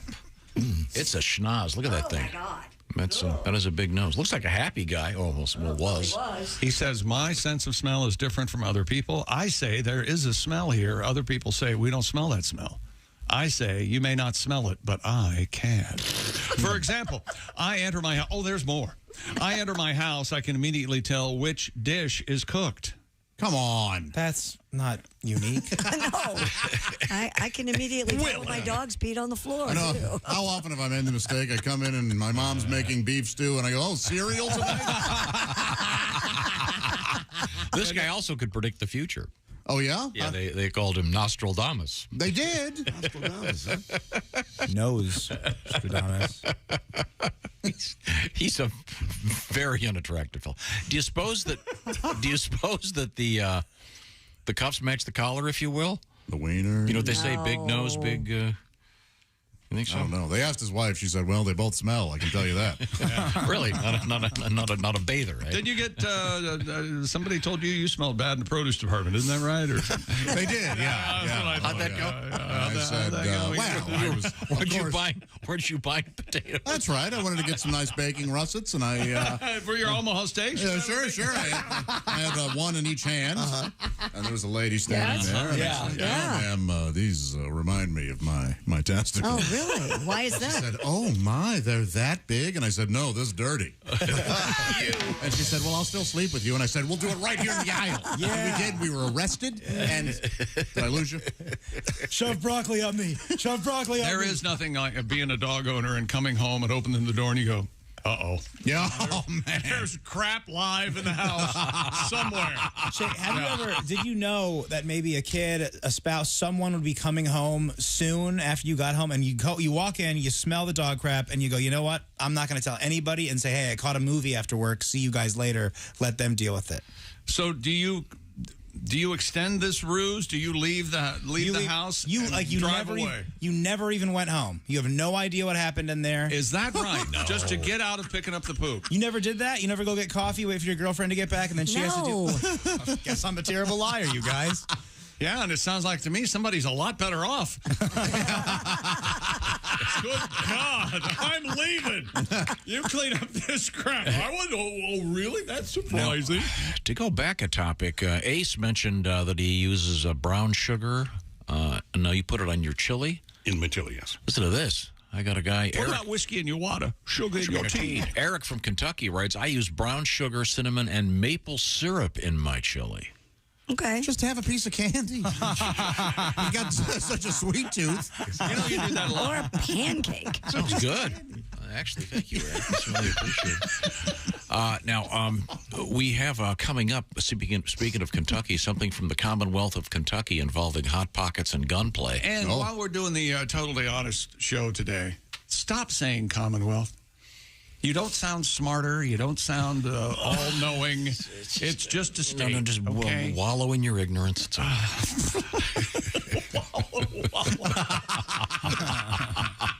I'm so stupid. There's a distinction, but it's not really worthy of you. Okay, and now, ladies and gentlemen, I know I've said this many times before, but this is absolutely, we're at the bottom of the barrel, the worst world record, the stupidest. I didn't look at this one. What everything. Christy will love this one. Stupid world I will. record. Yes, you will. A llama from Italy Lorenzo Llamas has broken the Guinness World Record for the highest jump by a llama. How high was it? If it's less than 20 feet, I'm mad. It's got to be, I say, 60 feet. Is the llama jumping over something or just jumping off a cliff? He jumped over a bar. It's like a high jump. This is the leaping llama is known as Boateng de Oro, which means jumping dog. Snake. He jumped over a bar, sat at, they put it at 4 feet 3 inches to beat the previous record. Boateng was trained to be one of the De Oro mountain trekkers, a team of llama stallions that accompany groups of people on a scenic multiple-day treks through the Italian Alps. Nice. It's got... he also makes about 10 to 15 babies a year. It's prize llama. So he's throwing that load. And, the vertical leap is very important. For a llama? Yeah, and he can also dunk a basketball. Ooh. Whoa. He's a bad llama jama.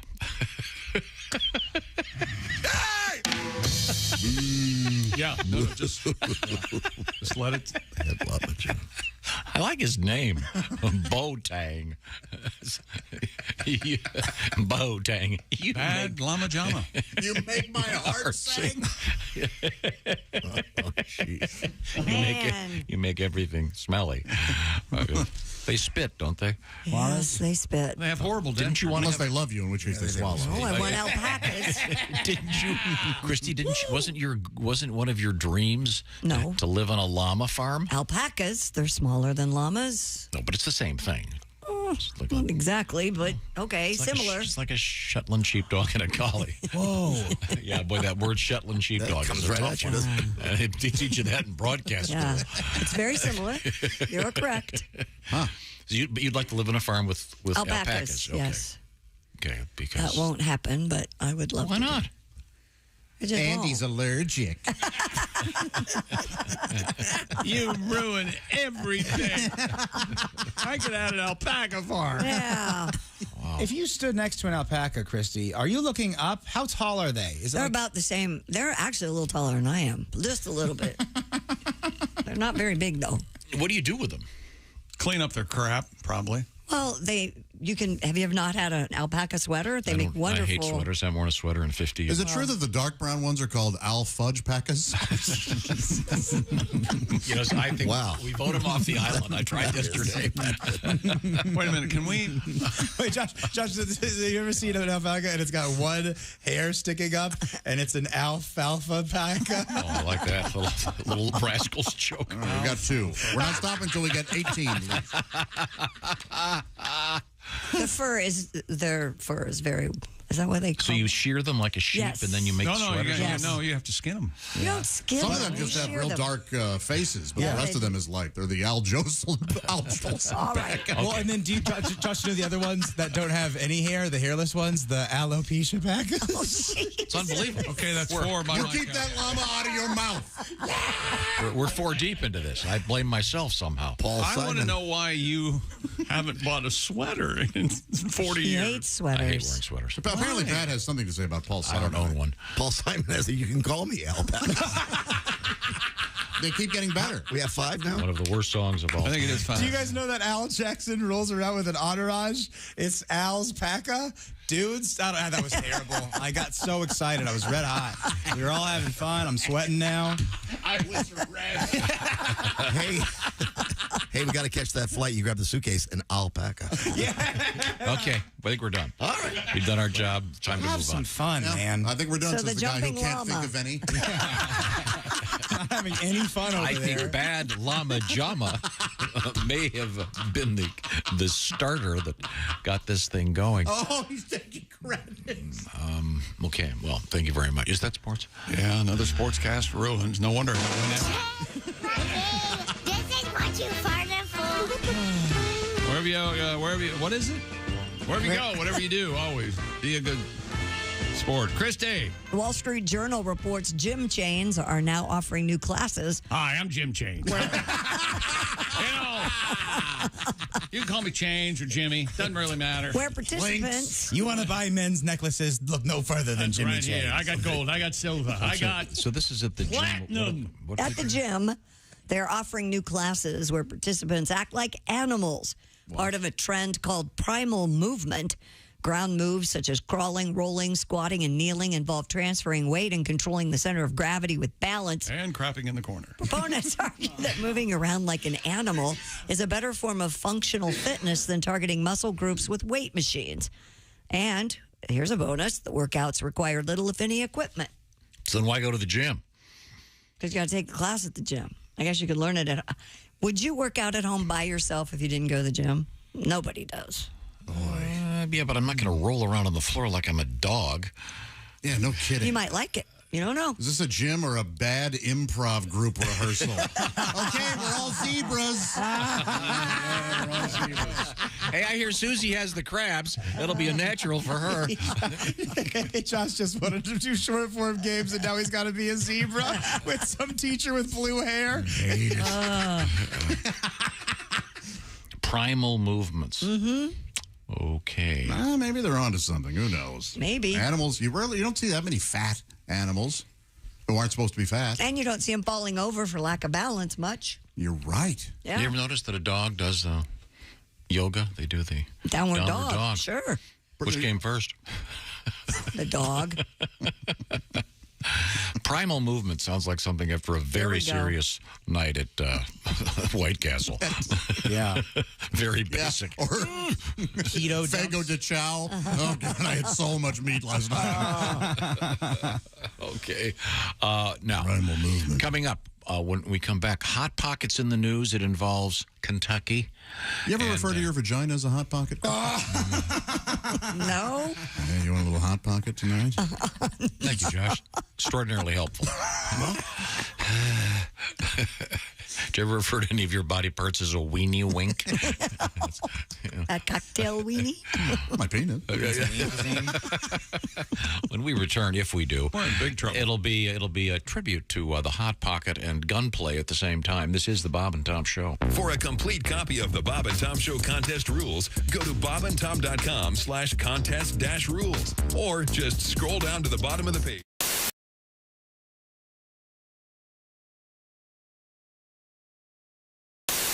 Hey guys, Santino Ferrucci here, driving at the number 14 AJ Foyt Racing Homes for Troops Chevrolet. We're here at the Indianapolis 500. We just want to give a shout out to Homes for Troops. They build custom housing for veterans that have fought, that have disabilities, and they pay for the whole house. They really take care of our troops when they come back from fighting overseas.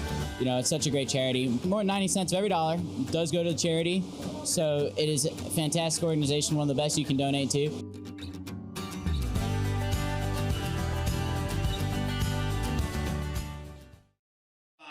Chick McGee.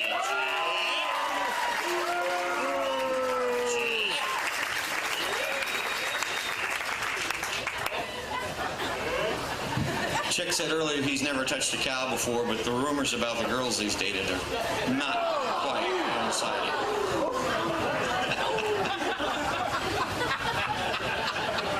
And ladies and gentlemen, a warm round of applause for Belle and her people.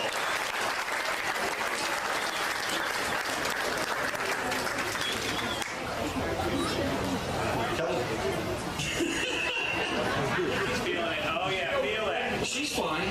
She's fine. She's just fine. Oh, yeah. Let's see if we can get something out of there. Okay. You got the hang of it there? Yeah, I think so. You think so? Well, you better get some milk because we don't want you to be an utter failure.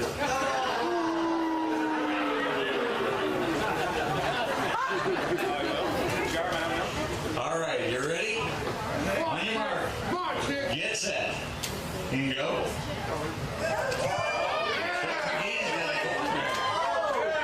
Yeah. There he goes. He's. Come on, keep going, Jack. The cow's leaning over towards you. When was the last time you had your head completely into the hooks of the section of the jersey? She falls over. Stay with her. Hang in there. Stay with her. Hold her back.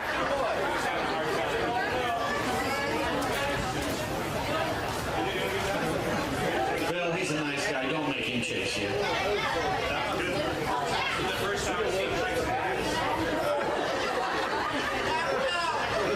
I wonder, Tom, did he lose a bet or something?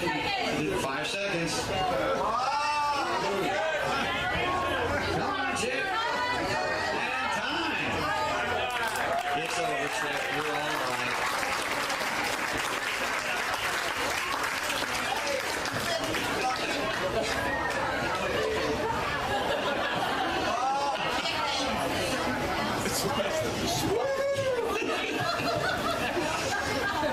The official measure. Now we're up against a quarter already. Smiley's ahead. Oh, wait a second. Yes, you did. Well, we have a set. Ladies and gentlemen, a big round of applause for Mr. Chick McGee. What a trooper, Chick. And you know the Bob and Tom are not going to let you live this. Neither Here's Christy. You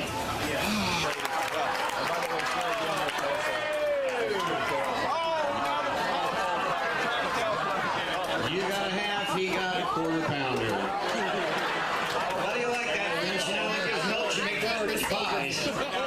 Oh my God, the humanity! Oh, there are kids here. They should have seen this. We have the turd man here. It's under control. The turd man is all right. Okay.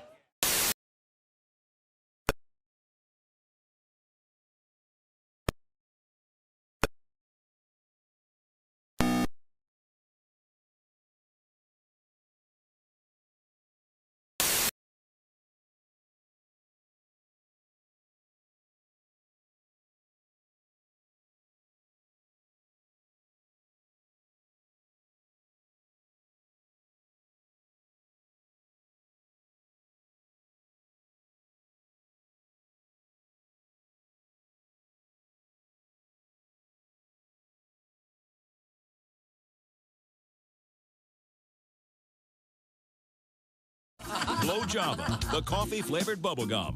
Also available in mocha, cappuccino, and our most popular flavor, Latte. Honey, I just love Blow Java. I can tell. Look at the size of that wad in your mouth. Hey, look, I'm blowing a bubble. Look, I've got gum all over my face. Wait, let me take a picture. There's caffeine in every bite. Blow Java. Blow Java. Chew a wad, but not in haste. Sorry about that salty taste.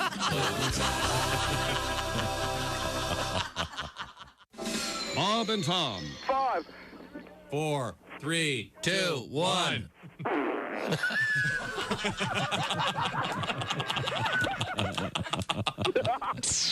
They put the F in professional. Jimmy Schubert is our guest. I'll tell you something happened to me the other day. I was in this diner getting breakfast, and I'm looking at the menu, and I get a stick on the menu called a protein scramble, and I'm looking at it, and basically it's an egg omelet with chicken meat in it.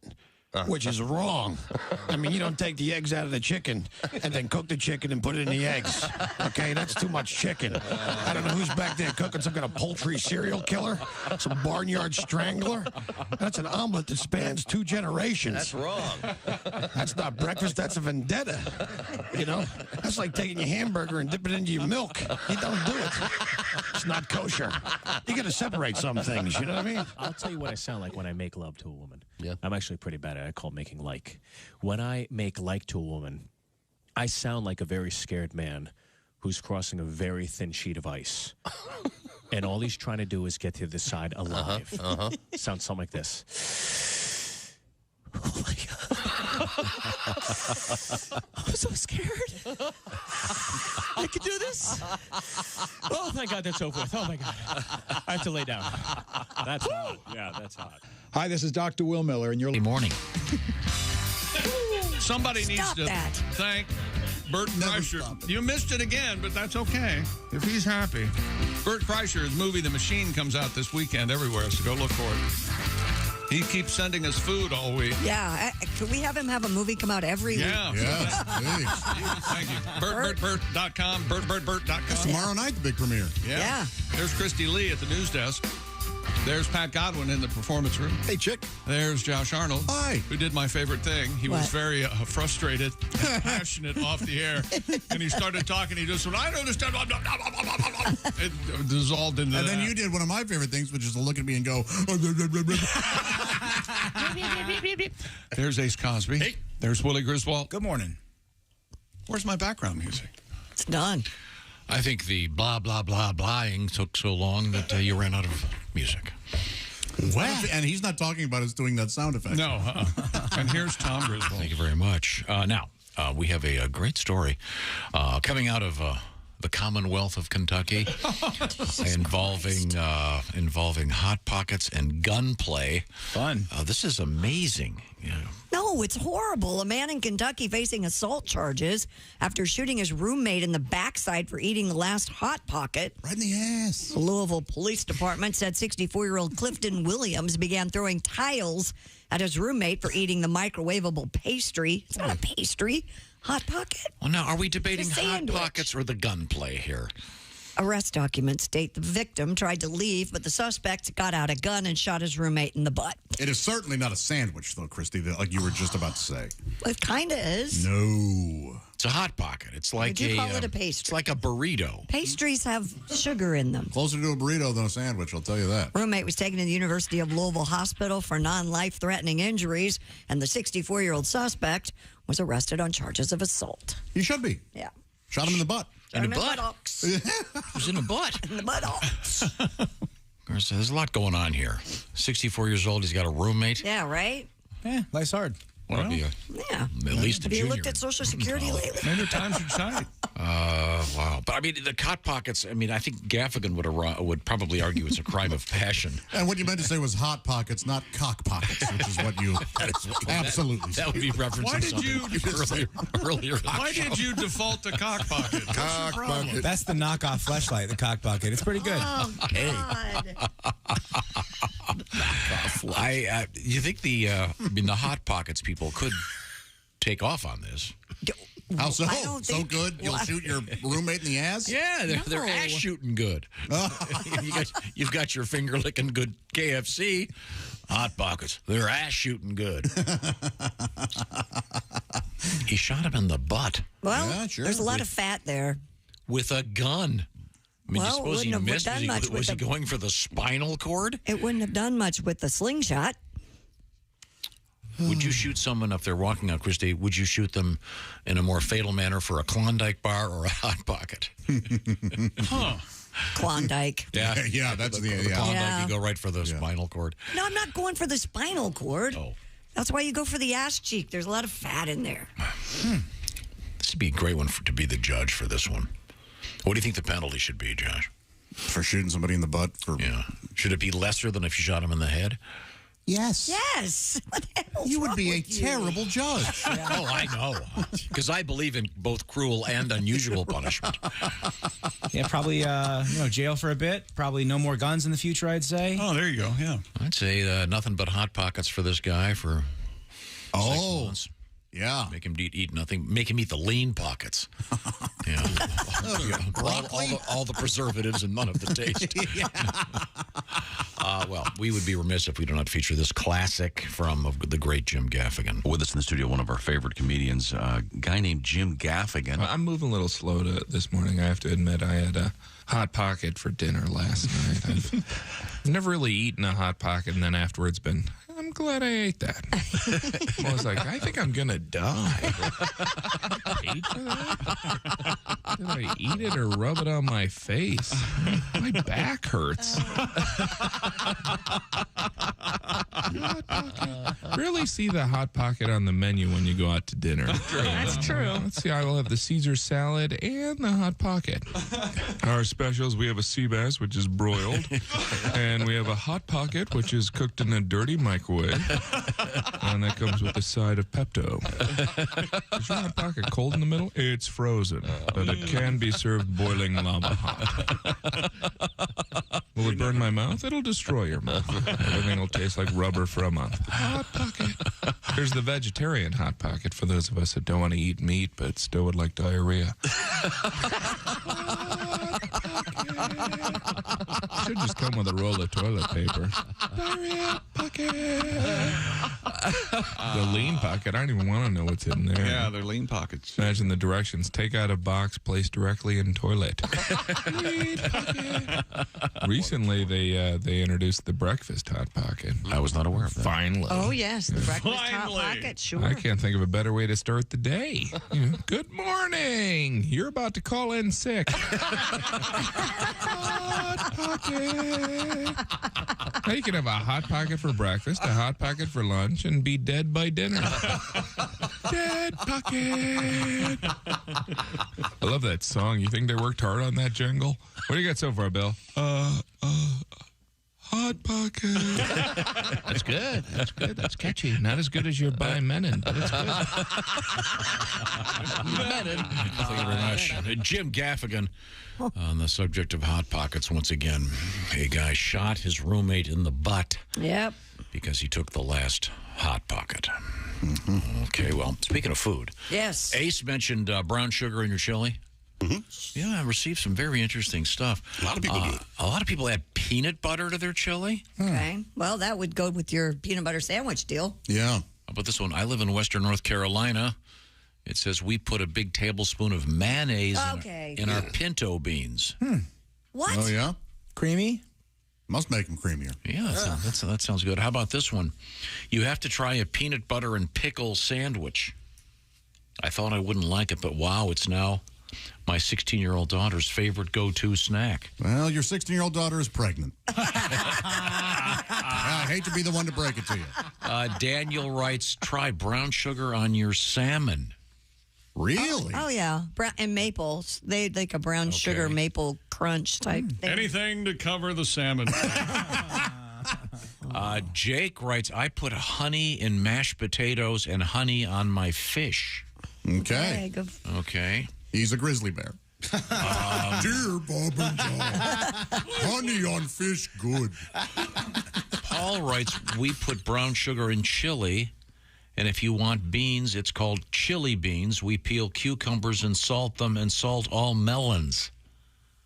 My dad enjoys salt on apples and tomatoes. Well, good for you guys. Apples and Well, someone apparently took their bitch pill today. Yeah, I did. What's your problem? Tired.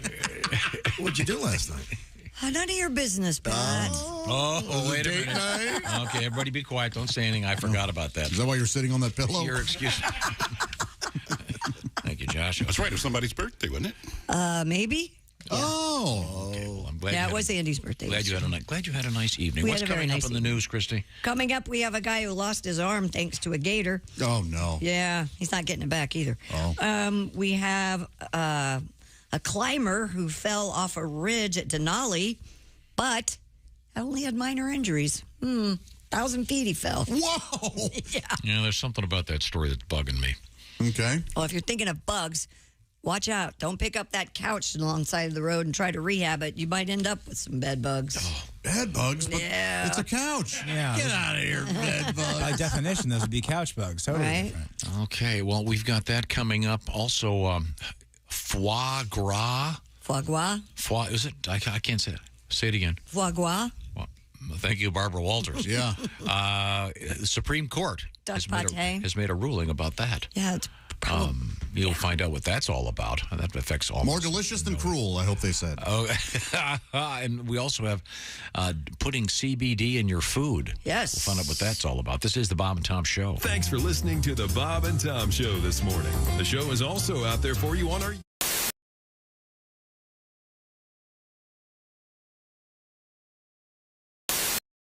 I did a show at this dance club. I don't know if you can tell by looking at me.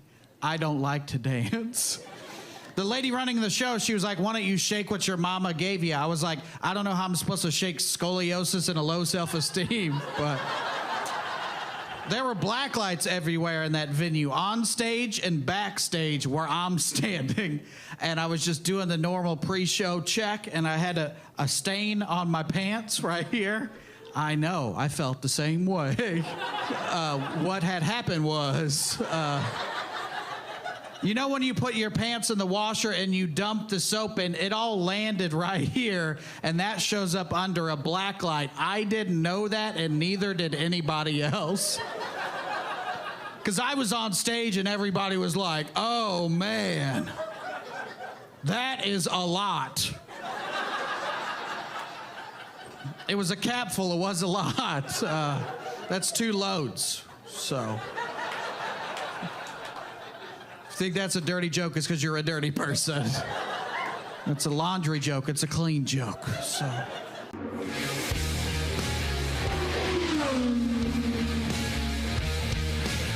When the Beetles played at the Indiana State Fair on September 3rd, 1964, they stayed at the Indianapolis Motor Speedway Motel because at that time that was the neatest, newest hotel, believe it or not.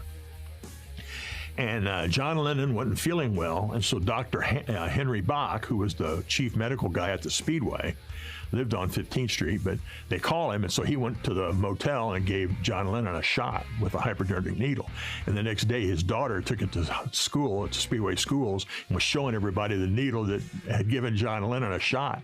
Ringo got hungry at 2 o'clock in the morning, and was asking a state trooper who was kind of, they had a detail of troopers that were keeping everybody away from the motel. And he goes, where can I get something to eat? And the trooper goes, get in the car. And this trooper at 2 in the morning drove Ringo Starr to Noblesville, had his wife get out of bed, cook Ringo Starr breakfast, and then drove him back to the track. There's pictures of them doing things around the golf course and messing around. But when they went to go to the track, they came out of the speedway onto 16th Street, turned right, came down to Georgetown Road, and drove right past the American Legion where I work now. Well, word had gotten out they were doing that. Well, I grew up at 30th and Georgetown, and word had gotten out that the Beatles were going to be coming down Georgetown Road. So the streets were lined like it was a parade with people. This on the west side. And all of a sudden, here comes this motorcade and these limos. And I look, and there's Ringo Starr messing with, I saw Ringo Starr as they went past. And they went to the fairgrounds and did a show at the Coliseum in the afternoon where Jerry Baker introduced them. And to hear Bake talk about that, and then there's a pirated recording of that show, and you hear Bake introduce them. And they walk on stage and they have to plug in and set up and boom, hello, setting up. It's not like today where it's all pre-produced and all set up. And then that night, they did a show at the grandstand, and Bouncing Bill Baker from WIBC was the host. So, but they drove right down Georgetown Road, right by the track, because that was the newest motel in Indianapolis, and having the Beatles there.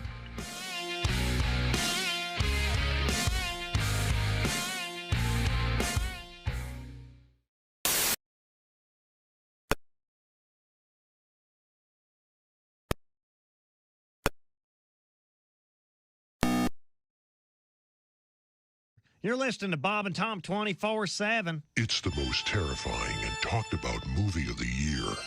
Don't miss seeing Paranormal Activity. This sparse, independent film is getting great reviews and will all scare you in the spirit of Blair Witch Project. Hey. What? Excuse me, scary voice guy. Who the hell are you? Hi, I'm Bob Gavoyan.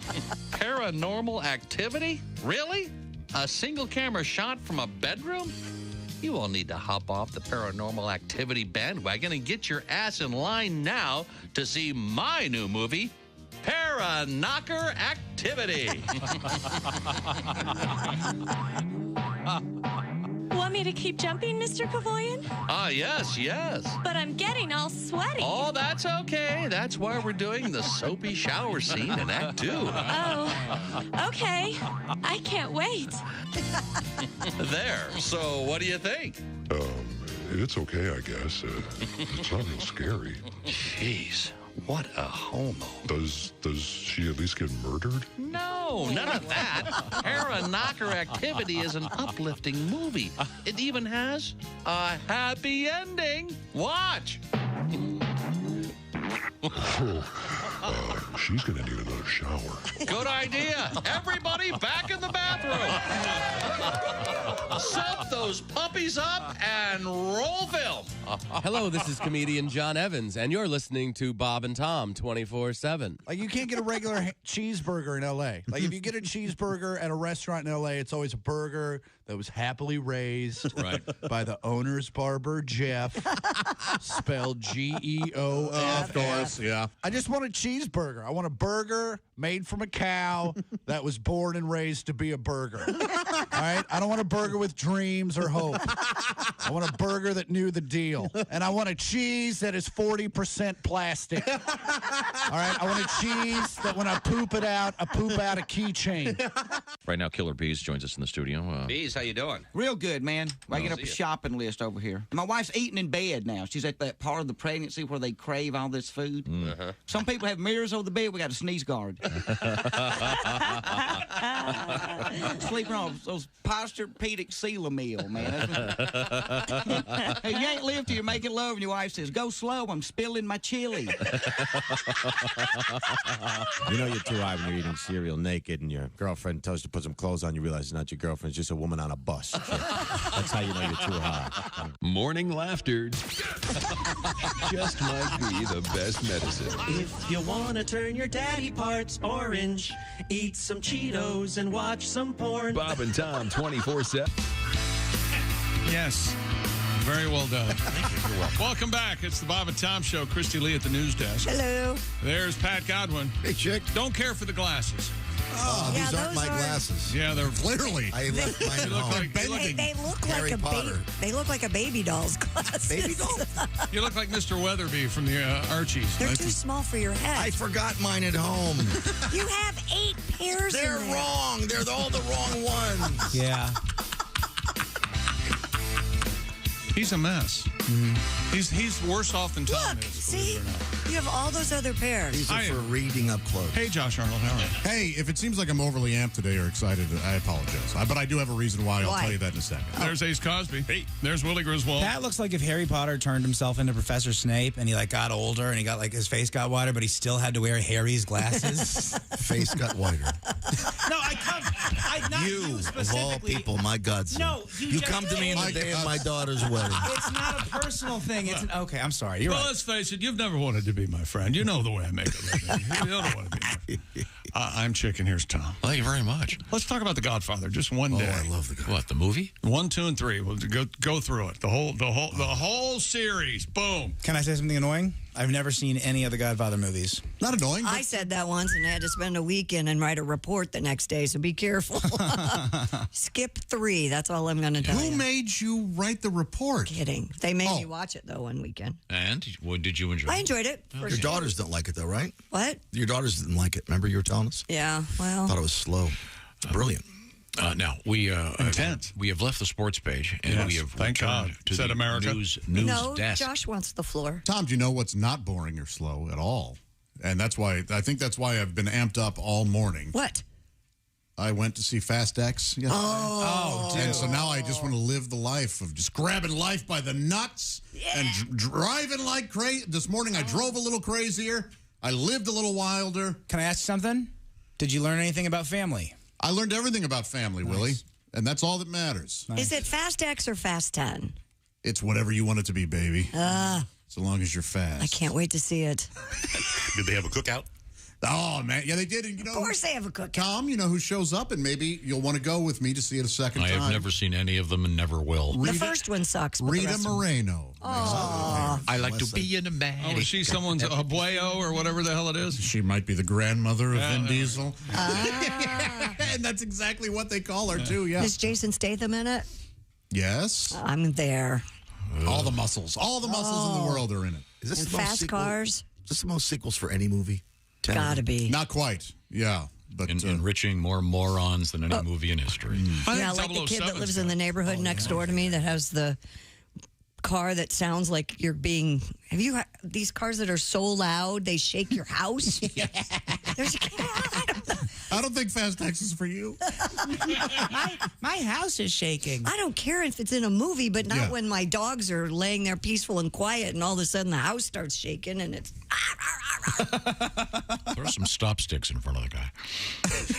Well, now you're being logical. And if there's one thing the Fast and Furious series is not, it's logical. Just the one where the guy rips the cast off and starts. Oh, that was in one of them, yeah. No, he didn't rip it off. Josh?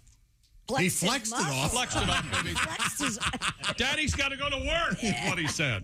Speaking of going fast, our friend Brian writes us, says, Dear Degenerates and Christy Lee, I just wanted to thank you for getting my day started off with a laugh for the last 30 years. Willie, I'll be looking for you Sunday at the Speedway. I'll have a cooler full of spotted cow. Thank you. Chick, let's set a date to meet for lunch. Then we can stay home and do whatever the hell we want. Once again, thank you for the 30 years of laughter. Thank you, Brian. All right, Brian. Brian, you mind your own business and stay away from me. I will have you wrestled to the ground if you try to talk to me. Now tell me about Spotted Cow. Spotted Cow's a beer from Wisconsin. It's only sold in Wisconsin. It's delicious. It's my favorite beer. All right. There you sounds go. good. Canned or bottled? Both. But for the Speedway, you got to bring it in a can, right? No glass. Special edition of this show will be coming to you on Sunday morning, streaming.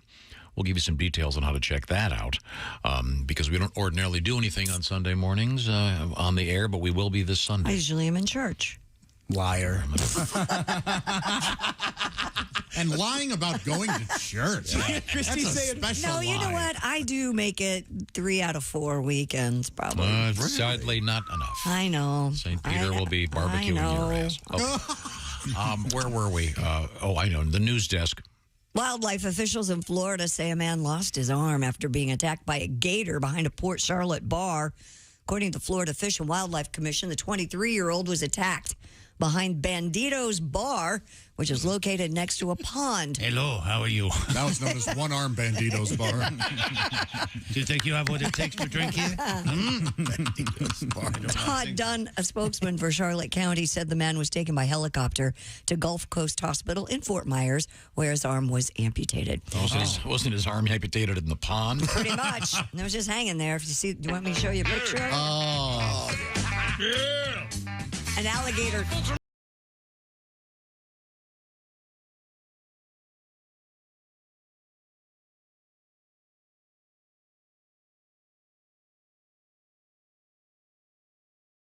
Ten-and-a-half-foot gator from the property. Another bar patron, Manny Hidalgo, told the Daily Sun he heard the man screaming from the pond area behind the bar and went outside looking for him in the early morning darkness. Hidalgo recalled he was yelling and swimming toward the shoreline. I ran, dragged him up onto the sand. I was scared to get close to the water because it was dark out. The man went back there. You know why he went back there, don't you? To look for his arm? No, the bathrooms. He went to the bathroom and he said the bathroom was full. So he went around the back of the bar. Yeah. So he's lucky only lost an arm. Yeah, no kidding. Exactly. So the guy's taking a pee and a gator grabs him? Yep. Thought it was a drinking fountain. Oh, I'm sorry. I didn't realize you were a person. Ironically, had he my been alligator voice. Ironically, had he been armed, he could have defended himself. Yes. I guess he's armed now, technically. Literally. Yikes. Gator's gonna gator, huh? Yeah, gator does what a gator does. That's kind of his spot by that Dog pond wheel, there. huh? Yeah, for sure. Wow. They should have a sign now. Please don't be near the gator's mouths. I think if it's 2 o'clock in the morning and you're standing behind a bar taking a pee, you're not really thinking a gator's going to jump out. And don't gators sleep at night? Come on. Yeah, it's nighttime, Gator. Yeah, Gator, Why aren't what you are in you bed? Isn't that a Charlie Pride song? Don't gators sleep at night? Yeah. The sun hurts my eyes. Is there a picture? Extra. Oh, wow. Did you guys know that this is true, there was at one time a New York Yankee. He was a shortstop. Would you care to guess what his name was? Eric. First name, Mickey. Mantle. No. Mouse. Shortstop? Shortstop. Shortstop. Mickey Klutz. Mickey Klutz. How did he spell that? Klutts.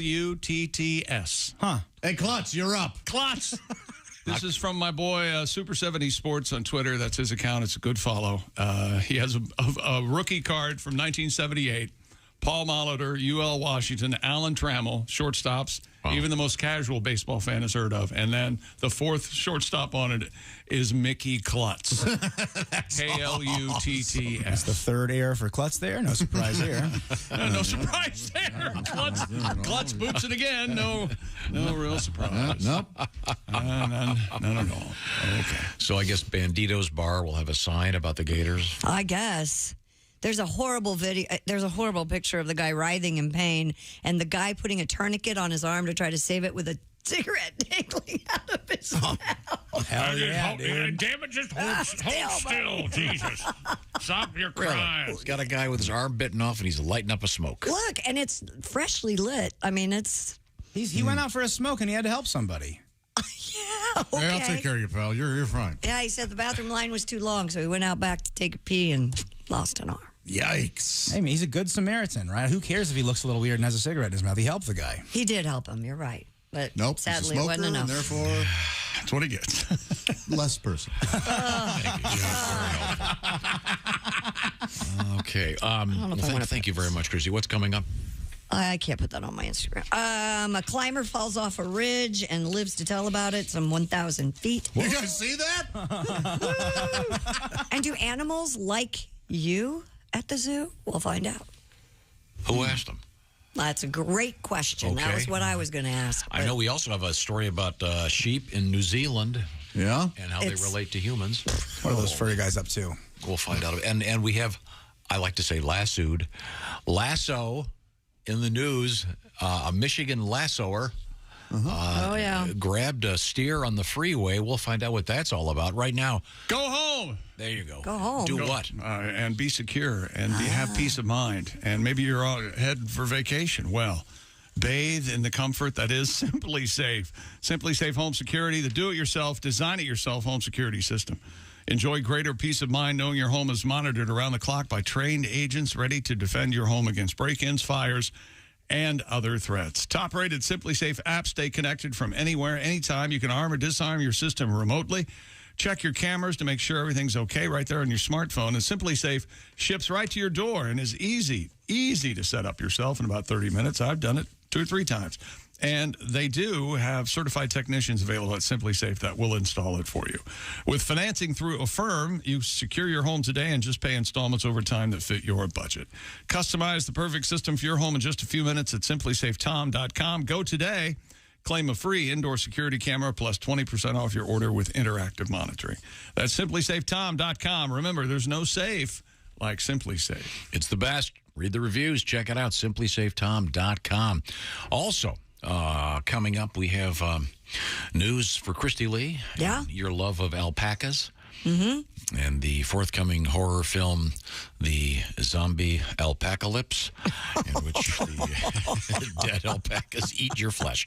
This is the Bob and Tom Show. The tradition.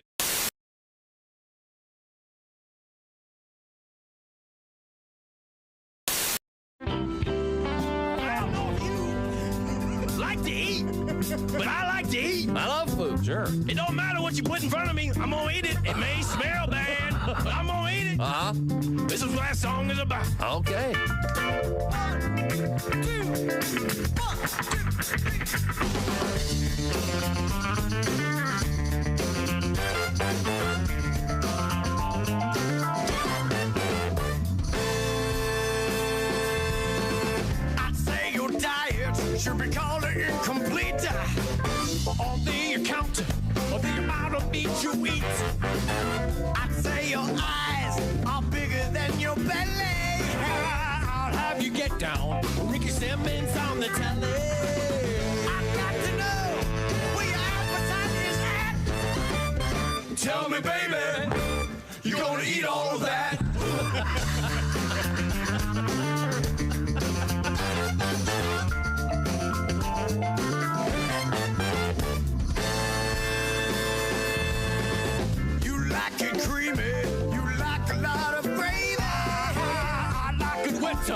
Like the sailors in the Navy. I can't believe those calories you're counting. Oh, you like dark chocolate. And girl, I've got a mountain. When you're through with this, you're gonna need to take a nap. Tell me, baby, you're gonna eat all of that.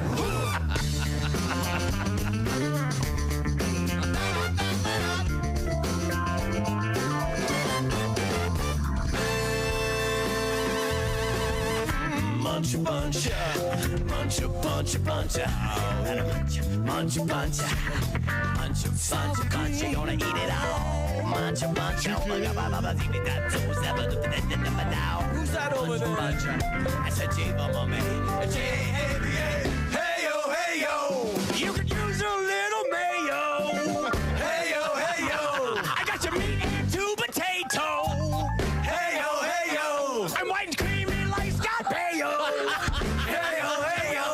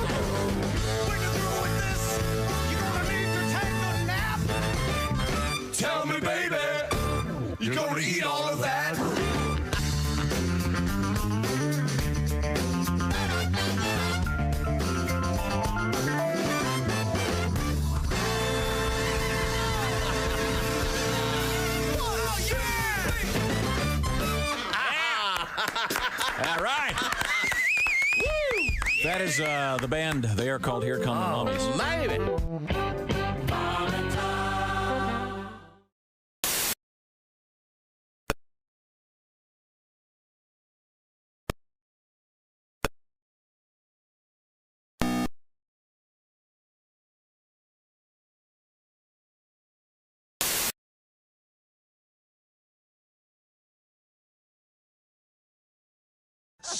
You know, it'll take time to restore chaos, but we will. Oblivious. Bob and Tom, 24/7. Oh, yeah. Yeah. You just ruined it. This is Bob and Tom 24/7. 24/7. 24/7. 24/7.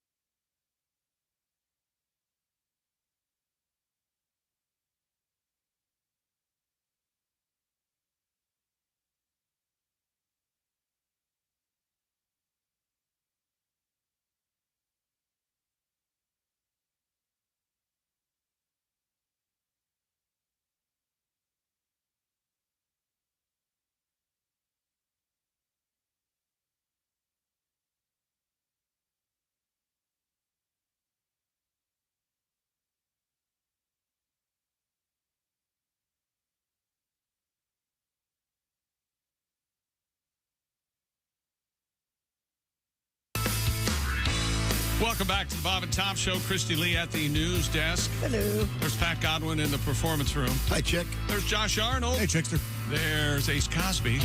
There's Willie Griswold. No. I'm Chick McGee, and here is Tom Griswold. Thank you very much, Chick McGee. You're welcome, sir.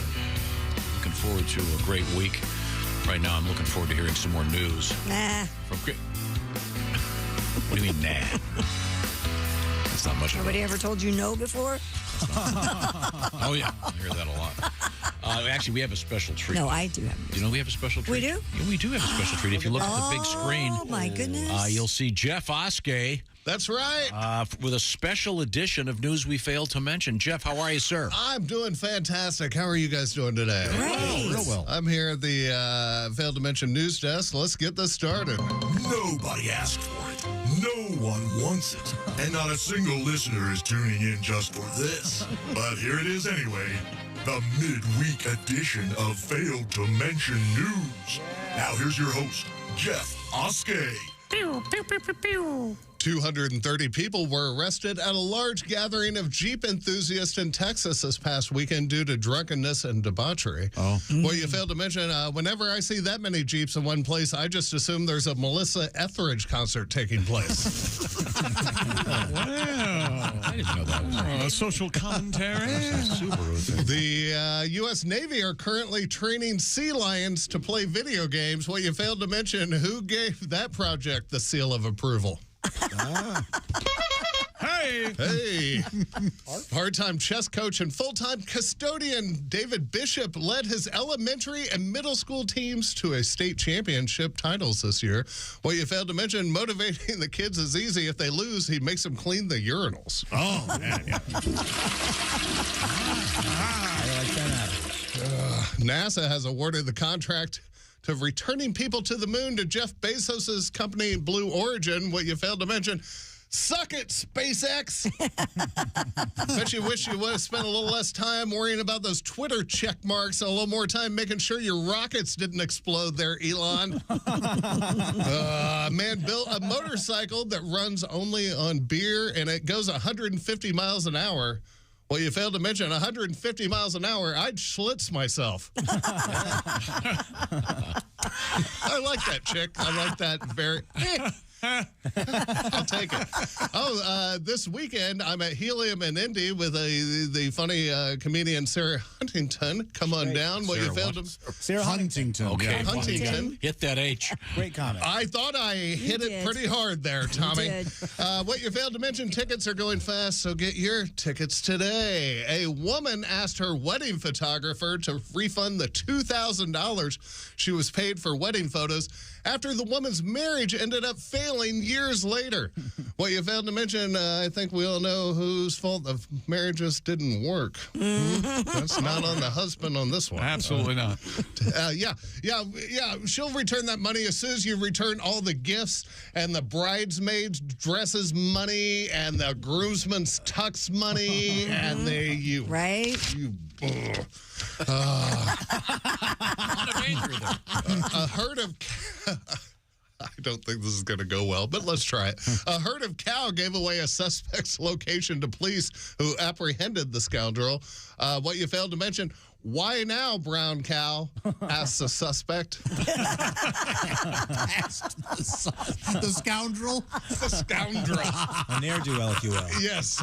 Sports Illustrated swimsuit edition has put Martha Stewart on the cover this year. Well, you failed to mention Martha puts the ED in swimsuit edition. Yes. Let's see. Not ED. Yeah. Those cheating fishermen who put weights in their fish received 10 days in jail. Well, you failed to mention, what do we have here, boys? Looks like a couple no-good masturbators, if you ask me. No? Okay. I'll take that. Fish. And finally, a toddler crawled through the White House fence the other day. What you failed to mention, that boy's going to grow up and make one hell of an insurrectionist someday. I failed to mention, this is Jeff Oskey, and boom. Failed to mention news. Jeff Oskey. Thank you very much, Jeffrey. Thank you. We now turn to legitimate news with Christy Lee.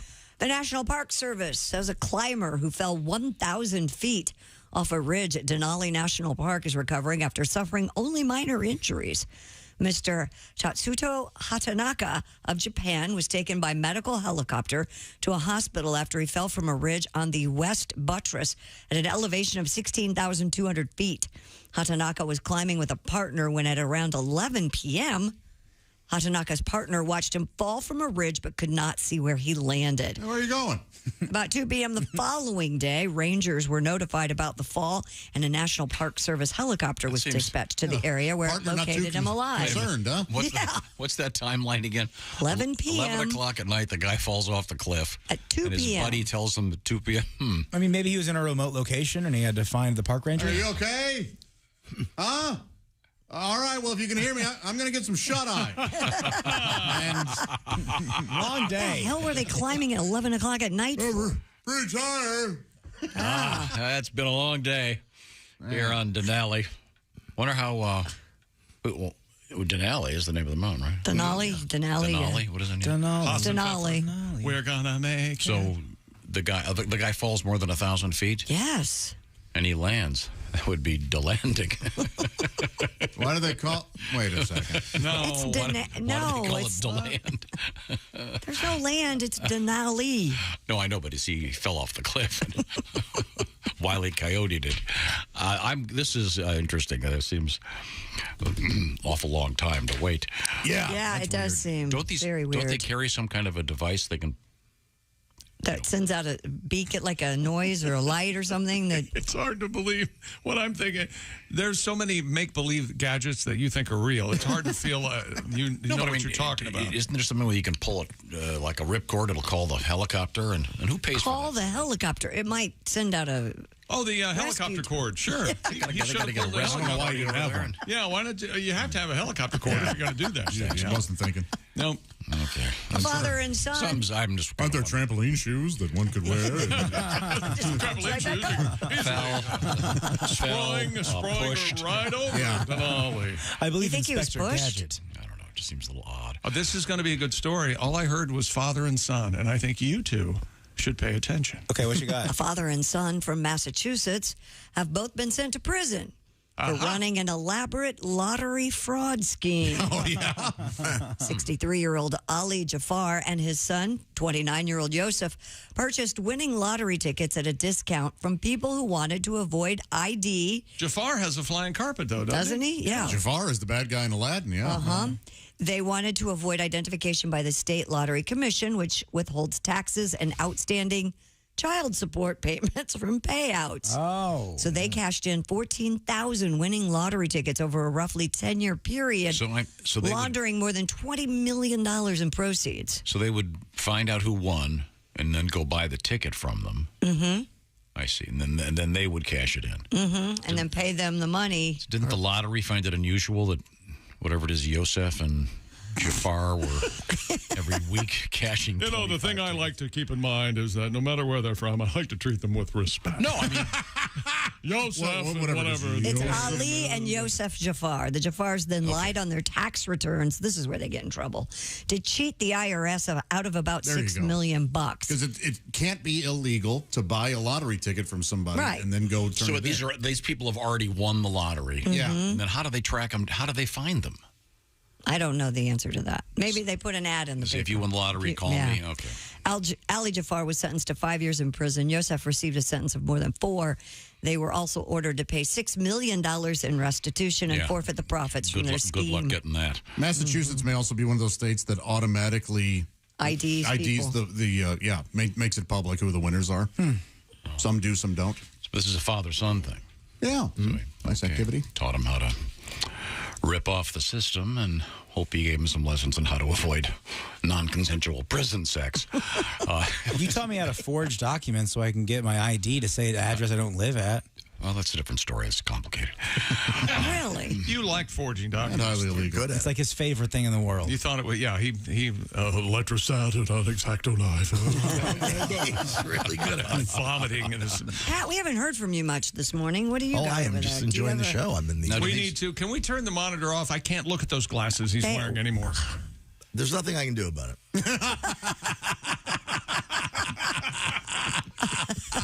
You want to try a pair of my glasses? Yeah, I do. Well, you'll never get them back. It's actually even hurt. I'm going to bring you a couple pair. Okay? All right. Fair enough. Are those? Are you going to be Tom? I'm leaving the room. Are you going to be okay? Yeah, okay. All right. I'm waiting for you, buddy. Thank you. All right. So father and son, do father and son get to go to the same prison? I don't know. What That'd be nice. Oh, yeah. Hey, Share a bunk. Want to have a catch? You know, Out in the yard, play catch. 4 years in the yard. Yeah. Hey, son, I see we're sharing a cell. This is going to make the prison sex awkward, huh? Dad, we don't have to do it. Oh, no, them's the rules. That's what Tom says. We have to have sex here. Okay, now... This is an interesting... Can't sign right now. Leave me alone. Oh, the fans, the throngs. Gosh. The throngs of fans. No, they're going to get powerballed in prison. Where'd he go? Who knows where he went? Maybe he I went gave to him the see... glasses. He put them on, and he said, they're perfect. And right then there. he disappeared. He should No, be back in frame. Right now he's playing guitar out in the street. Okay, so now... Those really work? Those aren't the old No, ones. those are the old ones. They don't work. The ones I gave you are the old... Yes, they're tortoiseshell I gave you. These work. Okay. So I got up for nothing. Those are the ones you had on earlier. These are the ones I had on. Yeah, they're just a similar shape, y'all. Okay. Okay. Tom, you liking this show? I think... It's very exciting. Could we move on, please? Bed bug experts are warning people after a viral TikTok video showed a woman rehabbing a couch she picked up from a New York City curb. Oh. The clip shows the woman and her family cleaning the blue tufted love seat before installing it in her apartment. Jim Frederick, Senior Vice President at the National Pest Management Association. Hi, Jim Frederick, National Pest Management Association. How are you? Reports that even a deep cleaning might not be enough to fully eradicate bed bugs from furnishings. He explained that bed bugs and their eggs are hard to spot and can survive months without a blood meal. And even a few stragglers that survive a cleaning can lead to a full-blown infestation in the future. And New York City's had a recent problem with bed bugs, right? It was like a thing, well, the whole thing. Oh, really? Yeah. Can you imagine? Have you ever had this problem? No, but I would never buy someone else's couch. I stayed at a Airbnb or whatever one time, rented a home, and the bed had bed bugs. It was awful. I was covered in bites. I remember staying at one of those Airbnb. I go, hey, do you guys have... he goes, let's see, how should I do this? I don't know. How Take should your you do time. it? Quickly would be the answer. Hey, it's a long show. long show. I'll explain how radio works in It's a long Yeah, show. you know, I wish you would. I wish you would. Yeah, you know what? Me too, because I don't think you know. Anyway, I walked up to the guy renting me the place and go, hey, you don't have bed bugs here, do you? And he goes, no, but the rats do. There's a joke there, you MFers. Where is it? Where? Rats don't have bed bugs. Sad, really. Wait, Yelling at the rats in the audience. bed. Are the bed bugs on the rats, or do the rats have little tiny beds? Oh, okay. I got distracted by cute little rats. So he's saying, no, we don't have bed bugs, as though it's a good thing. Oh, but then the to find out the rats. It's very funny. Real good joke. Would you take a couch off the street? No. I have. Yeah. Yes, and yeah. Right now, it's going to be covered in urine, rat droppings, and COVID snot. Got a special request here. Thank God. I don't want to hear you anymore. This is delightful. It is going to be delightful because it won't be you. Wait a second, I'm getting it. This could be the vote that gets you off the island. A lot of construction out there. It's driving everybody crazy. Got a trucker that wanted to hear this classic featuring the Bob and Tom Bandit Orchestra as led by and written by and starring Tom.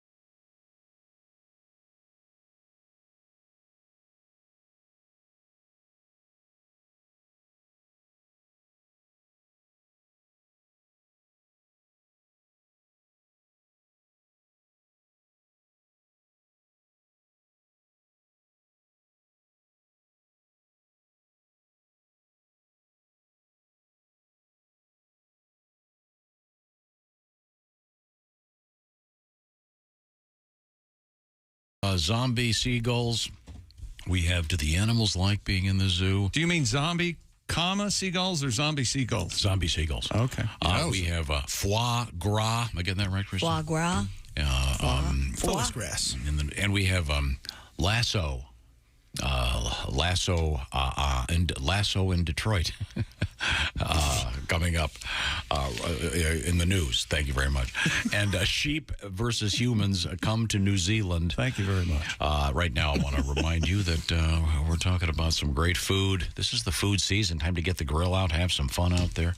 And I'll remind you that HelloFresh is really freshening things up. Of course, they're freshening stuff up because the world of food is calling you. Hey, you, how about something fresh? HelloFresh.com/BT Show 16. What's it all about? Well, it's about 16 free meals as part of a special program. HelloFresh does the grocery shopping. They do the measuring. They put it all together in kit form, and you are the one that puts it together to make restaurant-quality food. Pick from over 40 recipes every week, curated by expert chefs, including, by the way, a special celebration this month of Asian American and Pacific Islander Heritage Month with authentic recipes created by Chef Serbi Sani from New York City's famous Tagmo restaurant.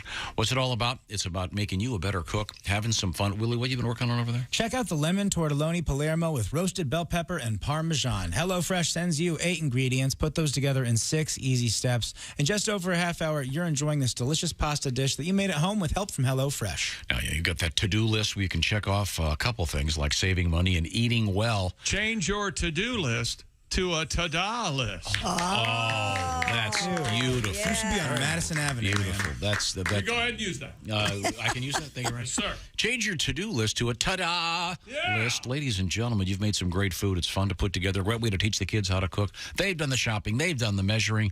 More than 40 recipes to choose from every week. Details, HelloFresh.com/BT Show. That's HelloFresh.com/BT Show 16. Don't forget the 16 in honor of those 16 free meals. This is the Bob and Tom Show. Got something to say? Send us an email.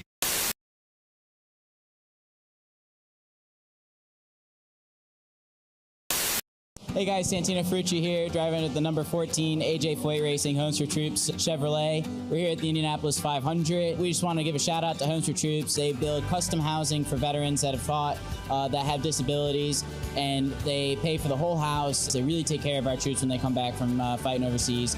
You know, it's such a great charity. More than 90 cents of every dollar does go to the charity, so it is a fantastic organization, one of the best you can donate to.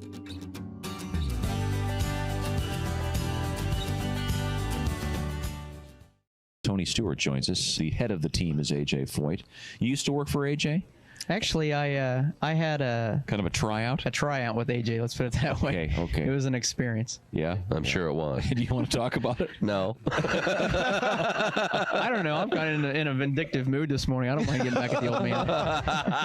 You know, you're obviously a very fit guy, and a lot of the racers these days do a lot of weightlifting and really keeping in shape. Being fit is important to being a race car driver these days. He was giving you a real hard time, right? Yeah, we actually there were 2 of us that went out and had a test with Foyt at Phoenix, and AJ had brought his Craftsman truck and his Winston Cup car to practice with those cars, and brought a gentleman named Fredrik Ekblom from Sweden and myself, and Fredrik and I couldn't really converse with each other very well. I couldn't understand what he was saying, and he couldn't understand what I was saying. Mm-hmm. But you know, hanging around with AJ and his background and my background are very similar, and as soon as I got to the track, I mean, he's cracking up jokes and poking jabs at me all day. And so we got back to the hotel that first evening, and his nephew, who's the team manager, Tommy Lamance, I told Tommy, I can't take this much longer. I'm used to giving it right back when I get it. And he goes, that's the quickest way I can think of to go home from this test early.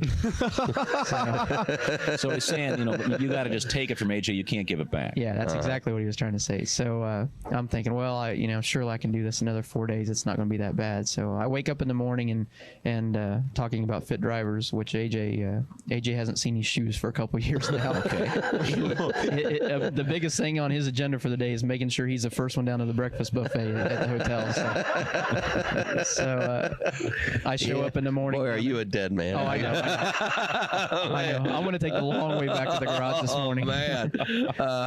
But I go downstairs early in the morning, and right off the bat, I haven't even sat down and I just eat a bowl of cereal in the morning. My brain cannot digest everything that I try to put down my mouth that early in the morning. But I sit down, and he's right at it again early in the morning, and all the way out to the racetrack, same thing. So I'm sitting here. He's on top of you the whole time, giving you a tough time. He's just killing me, and I'm sitting there thinking, boy, I really don't want to leave this test early, but I really don't want to take this all day either. So first thing he does is he gets dressed, and he's getting ready to get in his Winston Cup car, and he hadn't been in that car the day before he ran the truck, and the truck has a lot larger window to get in than the Winston Cup car. In a Winston Cup car, the doors don't open. No, there is no door. You have to climb through the window. Okay. So he's getting in feet first, and he's kind of wedging himself into the window, and I look at him, and everybody's kind of working around, and the IndyCar guys are working on the Indy cars, the stock car guys are working on the stock car, and so he's about halfway in there, and I said, hold on a minute. He looks up, he stops and looks around and says, what? I go, let me get some wheel bearing grease and I'll help you slide in this thing. And you could have heard a pin drop. Nobody said anything. And the great thing about it, I guess, and I guess I got lucky there, was that he almost fell out of the car backwards laughing. Good. And from there on, it was open season. I mean, he was twice as bad the rest of the week, and I think more of it, he just wanted to hear what I was going to say back to him. But from then on, we've been really the best of friends. Oh, good.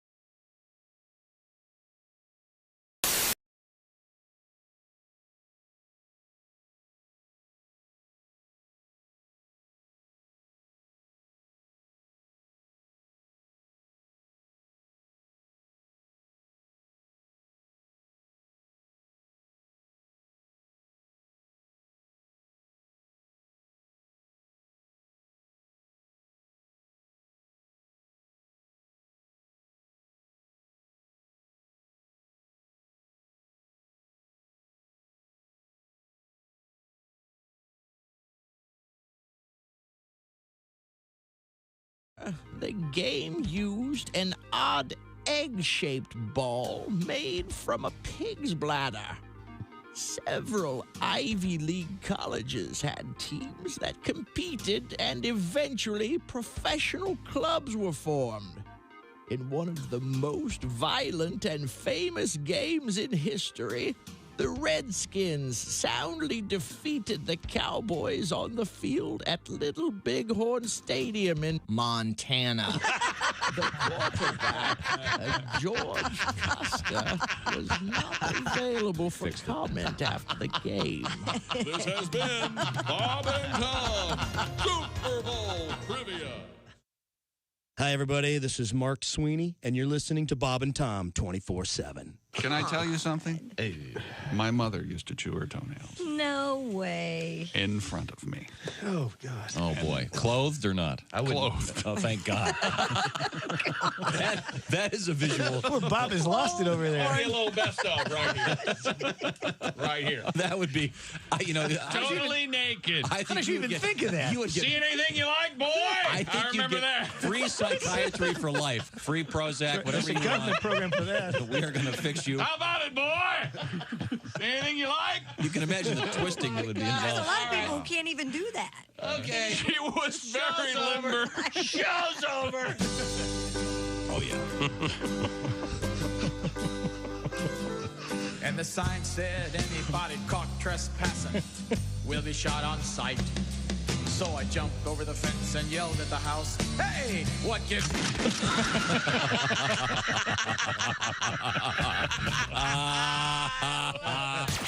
You're listening to Bob and Tom 24/7. You're so weird. You have no idea. Essential Morning Radio. This is Bob and Tom 20. Welcome back to the Bob and Tom Show. I didn't do anything. Good morning, Christy. Hi, Chick. She's at the news desk. Yes, sir. You see how he did that so Yeah. easily? Just blamed us for it. Right. There's Pat Godwin. Hello, chick. There's Josh Arnold. Hello. There's Willie Griswold. Staying positive.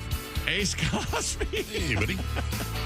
I'm Chick McGee, and here's Tom. Got a great list for you, Chick. It's coming up in just a second. A couple quick things. I want to do a little tribute here. We were talking about this guy who got his... Beer time? What are you doing over there? I'm sorry, it's beer 30. I'm sorry. My fault. This guy was at a bar in Florida, went out to pee in the... Yeah, the restroom lines were too long, so he thought he would go around back, take a leak. Somehow an alligator bit his arm off. Yeah. Alligator bit it.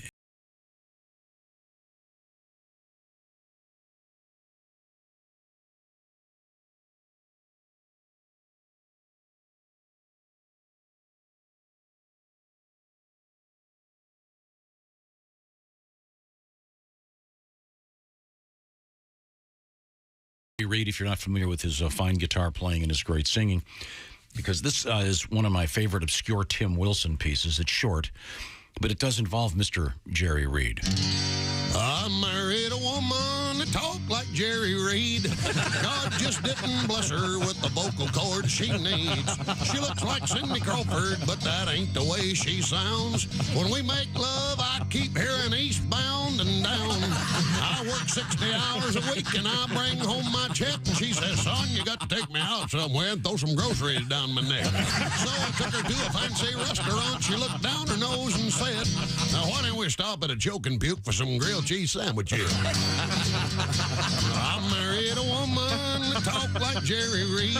Ought to be on the cover of Playboy, cause that body's guaranteed. But she talks just like that guitar man that crawled out of the swamp. That Louisiana law won't save you, son, when I knock you in the head with a stump. She thinks my name is Amos when she ain't calling me son. Amos, son, I'm under stress. Let's go somewhere that's fun. So I flew her to Europe, and I spent $10,000. She told me I'd have had more fun thumbing a ride on an overloaded poultry truck. Love songs. Thank you very much, Tim. Oh, that's a classic. Thank you very much. I just watched Smokey and the Bandit not too long ago. Jerry Reed, of course, is in that. Of course. Yeah. Thank you very Hold on to your ass, Fred. Yeah. Old Fred, little basset down. in that movie. Time now for a palate cleanser. Ladies and gentlemen, this always makes me feel good. Who's that sexy man with a deep voice? Ace Cosby, here he is with his joke of the day. A man with 2 left feet goes to a shoe store. Uh-huh. He asks, do you sell flip-flips? That was Ace Cosby's joke of the day. Flip-flips.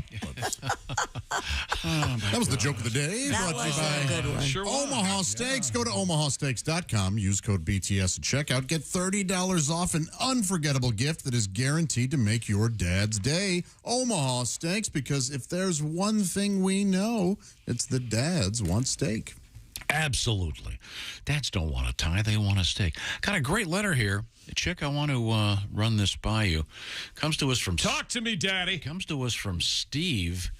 He's a longtime fan of this show, and he says... I saw this. Yeah. He's absolute... Every one of them's a bullseye. A list of things that are primarily Chick McGee things. Yeah, and there's a couple there that are a you thing. But I'll start at the top here. He says, I only drink tomato juice if I'm traveling on an airplane. Which is, we had a news story that is evidently lots and lots of people do that. And there's some that and sort ginger of ale. psychological reason for that, I guess. He writes, I was more afraid of The Omen than The Exorcist. Incredibly more afraid of The Omen. The Omen terrified me. Oh, it was about a kid, probably is the problem. He said, I wrecked my dad's Torino when I was 16. I wrecked my mother's Torino when I was 16. Yeah. He said, I got my driver's license before I was 16. Did you do that? Well, in Ohio at the time, if you took a driver's ed course, you could get it like 6 months earlier or something, 15 and a half or whatever. He says, I went through a calligraphy period. That's right. I did that. And bought the pens. I'd even forgotten that, but yeah, that's absolutely true. Yeah. Yeah. I had the well of ink and everything. I'll let you finish this sentence. My parents called green peppers mangoes. Mangoes. Yep. And I was very confused when I saw my first mango. I'm with Chick. I grew up that way, too. What the hell is those? Huh. He goes, I like nuts on Clark popcorn.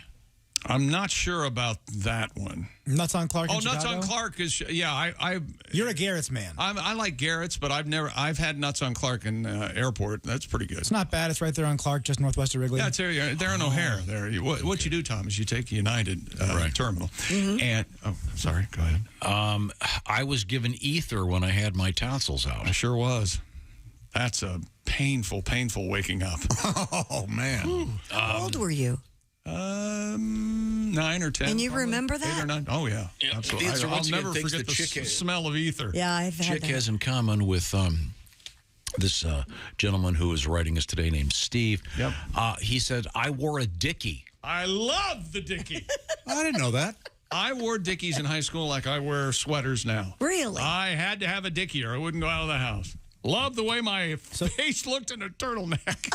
The Dickie is the turtleneck, but it's not an actual shirt. It just goes around your neck and drapes down your chest. Yeah. Exactly right. Yes. The most famous Dickie scene is in Christmas Vacation. One of the Randy vacations. Quaid. Yeah. In one of the Christmas. Is it Christmas Vacation? Yeah, I think so. Where it sticks out through the Because sweater. he's wearing a white sweater and a black one. He writes, I baled hay for just one day. I baled hay for a morning. I left at noon. I hitchhiked home. I was picked up by a male hairstylist. Not that has anything to do with anything. Everything ended up okay? Everything ended up fine. Okay, all right. Yeah. Nice day? Did you get your hair man. cut or anything? That was the best 6 months of my life. He writes, I memorized every Bill Cosby album. Yeah, I sure did. I love Bill Cosby. I had memorized all those too, but I started kind of late 2017. Got really into Cosby around then. Well, they were discounted. Yeah. He writes, I was given sweet oil for an earache. Yeah, they poured into your ear. Absolutely. Did it work? I don't know. I don't have the earache. I also had to swallow Vicks mentholatum rub. For, I didn't have to do that. A cold. They put it on my chest and under my nose. She thought that was a good idea. He writes, I substituted the word penis for the word Venus in the Shocking Blue song. Penis! Yeah, sure. Everybody did that, right? Yeah, that's a good one. Penis. I'm your man. I would get walnuts in my Christmas stocking. Yep. Walnuts and oranges underneath the tree. Yep. My family celebrated my birthday on Thanksgiving. Well, celebrate is a stretch, but oh, hey, it's your birthday, right? Right? Is it your birthday? Yeah. Oh, if that counts as celebrating. Now, this guy writes once again to stay in common with Chick McGee. I collect refrigerator magnets of the States. Yes. That was your hobby? I spent, I'm going to say 6 weeks trying to find a new refrigerator that had a front you could put magnets on. They're tough to find, or tough for me anyway. I learned all the state capitals. I had them all memorized. I'm not so good at it now, but yeah. Okay, and then he writes, I've never been to Hawaii. That's right, but I'm not done yet, am I? Damn right. Okay, and then he writes one for me. My first record was Alan Sherman, where I learned most of his songs. Of course, Hello Mudda, Hello Fudda, and many other great Alan Sherman tunes. Well, thank you very much. That's very interesting. That guy's got a lot in common with this show. Thank you, Steve. Long-time listener. We certainly appreciate it. We're going to come back. We've got Alli Breen in Sexy Time. But a couple more news stories coming out of Christy. What are they? Coming up, we have our zombie seagulls, and we have a bee attack. We have sheep in New Zealand and a steer on the loose in Michigan. All right. Thanks. This is the Bob and Tom Show. Got a comment? Our email is bobandtom@bobandtom.com.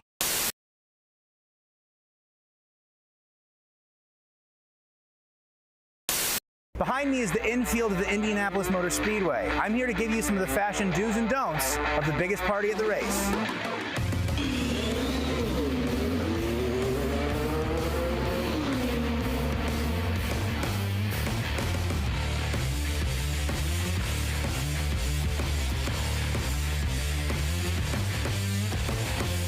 Let's talk footwear on race day. You want to wear something comfortable, something you can walk in, something not too expensive.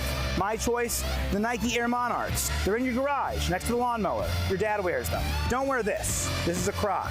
I don't care if it's in sport mode. The holes do give you hilarious tan lines, but you don't want to get any trough juice on your little toesies. If you run into a man wearing these, run away. Any man wearing weatherproof boots at the track has a mind for destruction. He washed his face in the trough this morning. He's been drinking Mountain Dew and moonshine since 6 a.m. If you bump into him, give him a go Colts and keep it moving. What to wear on race day. In the morning, it'll be a little colder. This is my favorite piece of clothing that I own. Indianapolis Motor Speedway. No big deal. Any shirt with the name of an alcohol and the word racing is one of the coolest things you can wear here. This one's sort of a deep cut. Rolling Stone shirt. The concert took place at the Indianapolis Motor Speedway. Colt skier will do, but I say go the extra mile. This is a Colt shirt with a St. Elmo shrimp cocktail. I'm not a big fan of wearing sports jerseys for a team that is out of season. Colts aren't playing, and the Pacers also aren't playing. Quick rule for basketball jerseys at the race. You want to wear your Larry Bird Indiana State jersey? Don't. You want to wear your Reggie Miller jersey? Don't. Rick Smits? Don't. Paul George? Don't think about it. George Hill? Not at all. It's too expensive, too cool, and it's going to get covered in Busch Light. You want to wear a Lance Stevenson jersey. Any Pacer that was here less than 3 years. Maybe a Danny Granger jersey. If you're wearing a basketball jersey, pop it off around lap 50. I hear you. Willie, I have a gut. If you're embarrassed about being fat, move to France. This is America and you're allowed to have a gut. You're saying, Willie, I got pimples on my back. I got stretch marks. This time of the year, that's your stars and stripes, my friend. Pop it off and let that flag fly. This is the coolest thing you can wear at the race, an actual Indy 500 shirt. Bonus points if you have an armpit hole or some sort of fraying around the neck. There is one more acceptable shirt to wear to the race. This is what a race fan looks like. Garfield's creator, Jim Davis, is from Indiana. The most famous person from Indiana. Suck it, Greg Kinnear. On race day, you're going to want a nice hat. You can go with an official Indianapolis Motor Speedway hat, or you can go with a cooler Indianapolis 500 hat that I got on 16th Street from a guy selling tacos. Anything with the word Indy on it. I'd recommend a Colts hat or a Pacers hat. The coolest hat you can wear on race day, however, is a Late Night with David Letterman hat. Of course, owner of the Letterman Ray Hall team. I do not want to see a Jay's Garage hat. I don't want to see anything Team Coco. If you have a Daily Show hat and it's spelled D-A-L-Y like Connor Daly, that could fly.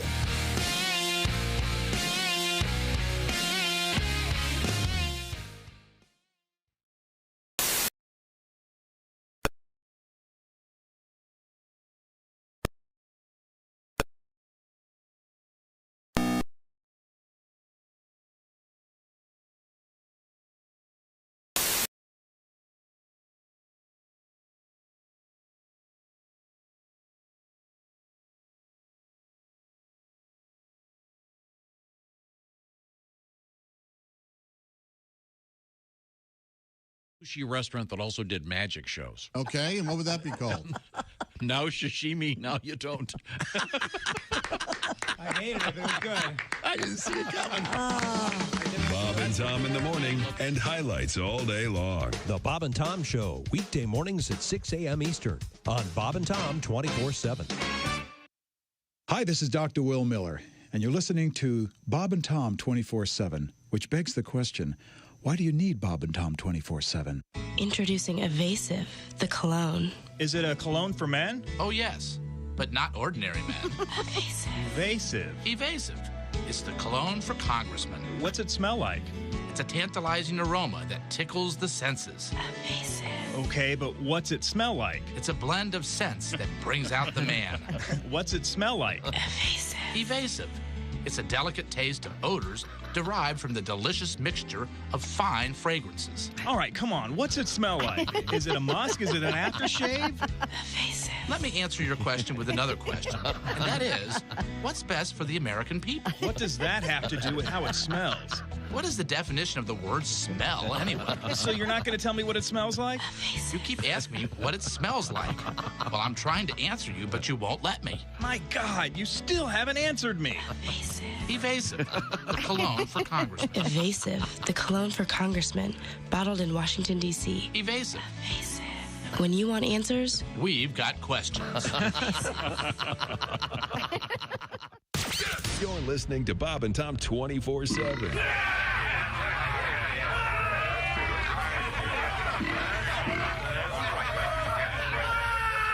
Essential Morning Radio. This is Bob and Tom 24/7. 24/7. 24/7. You have the distinction of looking like a 19-year-old Brian Dunkelman. Thank you. No, Thank he you doesn't very look much. anything like I think. He doesn't look like Dunkelman. Yeah, he does. No, he Yes, doesn't. he does. We all agree. No, he looks like a young... I get the what's his name, the lead singer of Green Day sometimes. Oh, that's yeah, good. Billy Yeah. Joe. That out. Billy Joe, yeah. That's good. Billy Joe. Yeah. The Yeah, ladies sure. like Billy Joe. Uh-huh. I also look kind of like a hobbit, which is not as sexy as being a rock and roll guy. Hobbit? You're a tall hobbit. Well, it's because of the hair on his feet. It is. It's large feet. I love eating bread and Yeah. No, I mean, questing. I'm not trying to be mean here. You look like you're 19 at the most. That's I'm just shy of 30, and it's like I don't have a lot of You're like I can't grow a kidding me. beard or anything like that. Almost 30? I'm almost 30. I know. I've got as much testosterone as an 8-year-old Dutch girl. Can't even. Would anyone like some chocolate? Yeah, chocolate. That's me. You must get carded like all the time. Yeah. What's that? You get carded? Yeah. It's incessant. I get nonstop, and you just have to kind of go. That's all right. Hey, don't say we didn't warn you. Oh, my God. There's laughter ahead. This is Bob. Ages. Welcome back to the Bob and Tom Show. Christy Lee at the news desk. Hello. There's Pat Godwin. Hey, chick. He's over there in the performance room. There's Josh Arnold. Hi. Jessica Alsman joins us. Hey. There's Ace Cosby. Hey. There's Willie Griswold. Good morning. I'm Chick McGee, and now here he is, Tom Griswold. Thank you very much, Chickster. Yes, sir. We have sexy time with Alli Breen coming up. we try to help you with your love troubles. But right now we have Christy Lee with troubles in the news. Yeah, so-called psycho seagulls are reportedly getting high off of drug stashes that they're stealing from users in the UK. Cool. In addition to nabbing people's fries and chicken nuggets, the seagulls will reportedly swoop down on drug users in seaside resorts. Locals in Wrexham said a seagull that stole a bag of drug known as spice manically dive-bombed pedestrians before collapsing on the pavement. One witness said, quote, a seagull and spice is not a good combo. It turns them into psycho birds. Yeah, spice is dangerous stuff. It was one of those kind of like legal highs that they were pushing as an alternative to weed, but kids were having seizures on it and dying. It's really dangerous. Yeah, it's not, sorry. And psycho birds, that's two Alfred Hitchcock movies. Yeah. It sure is. It's a double. What are the odds of that? Double feature. I hope they don't have vertigo. They'd be dealing with one sounds like he did. Didn't he crash into the ground? Sure did. Oh, boy. You dizzy bird. Can you make seagulls worse? The answer apparently is yes. You know, seagulls are a-holes. We all know it. They're scavengers, and you can't kill them. I don't mind if they're scavengers. They're entitled. That's whatever you're eating's mine. That's their feeling. What do you call them? A-holes, but I can't tell you. Jerks. Jerks. Look at this jerk. Jerks. Okay, well, be careful with your stash. Rats of the shore. A cloud of bees swarmed a Los Angeles neighborhood recently and sent 2 people to the hospital. A TV news helicopter recorded video of the attack in the Encino area. It shows a police officer flailing around while trying to swat the bees away. He tripped, fell, hitting his head on the ground. The Los Angeles Police Department said he was treated for a fractured eye socket, as well as bee stings to his face and eyes. A professional bee removal service was called to the neighborhood to eradicate the swarm. Be Right There is the name of the I like that. Removal. Yeah. Be right there. Be right there, Willie. Yeah. I would have called up the SWAT team. Of course, anyone going to say it was a sting operation? Okay, sorry. But you see the video, it looks like they're doing some crazy dance. It's awful. Flailing around. Yeah, I initially kind of chuckled a little bit because it sounded kind of funny, and then this guy got pretty seriously hurt, so I feel very bad for chuckling. Boy, do I feel terrible. Oh, okay. New data out there indicates New Zealand's ratio of sheep to people has dropped to the lowest point in 170 years. Don't know why this is news, but is sheep taking over? Is that what the country's vast herds have long outnumbered human New Zealanders, peaking in the 1980s with 22 sheep for every human. That ratio now, Chick, is about 5 to 1. The lowest ratio of sheep to people since the 1850s. Someone told them how delicious lamb is. Yeah, what happened here? Who cares? Well, it might be a food source. I think it's global warming. Really? Yeah, fewer sweaters. Oh, so they don't need as many sheep? No. Okay. Fewer sweaters. Yeah. Yeah. By the way, that means also fewer those human-sheep hybrids you keep seeing running around. Oh, man, those are a menace. Yeah. They're sterile. Sheeple? Sheeples. Yeah. Oh. Sheeple. Thankfully, they're sterile. A team of wranglers captured a runaway steer on a Detroit area freeway. Police footage of the pursuit shows a rider on horseback and 3 folks in 2 ATVs chasing after the steer named Lester around fields and woods along I-75 in Holly, Michigan. The rider on horseback managed to lasso Lester and get the animal to stop. State police tweeted, quote, eventually, after much tomfoolery, the critter was captured and removed from the freeway. Lester has been on the lam from a ranch where he had been relocated to following another escape from an animal rescue facility. Lester doesn't like to be reined in. This guy runs away so much, they should call him Lester Bolt. Little NBC News reference, you see. Motown becomes Motown becomes Mootown. This is on the major freeway. Yeah. Yikes! That'd be rough hitting a giant cow, steer. What is this thing? It's a steer. Yeah. Now that would What's be the rough. distinction when they're castrated? They're a baby bull. They're castrated. They become a steer. Then they're an ox later on in life. Huh? I didn't know that. Wow. I didn't know that. Is it an oxygen? That's not right. It's actually true. Yeah. That can't be true. It is true. Baby bull, castration, steer, ox. Boy, you put a pair of glasses on him, all of a sudden he's a genius. Well, I had to research it for my little song. You know what you do? You the song?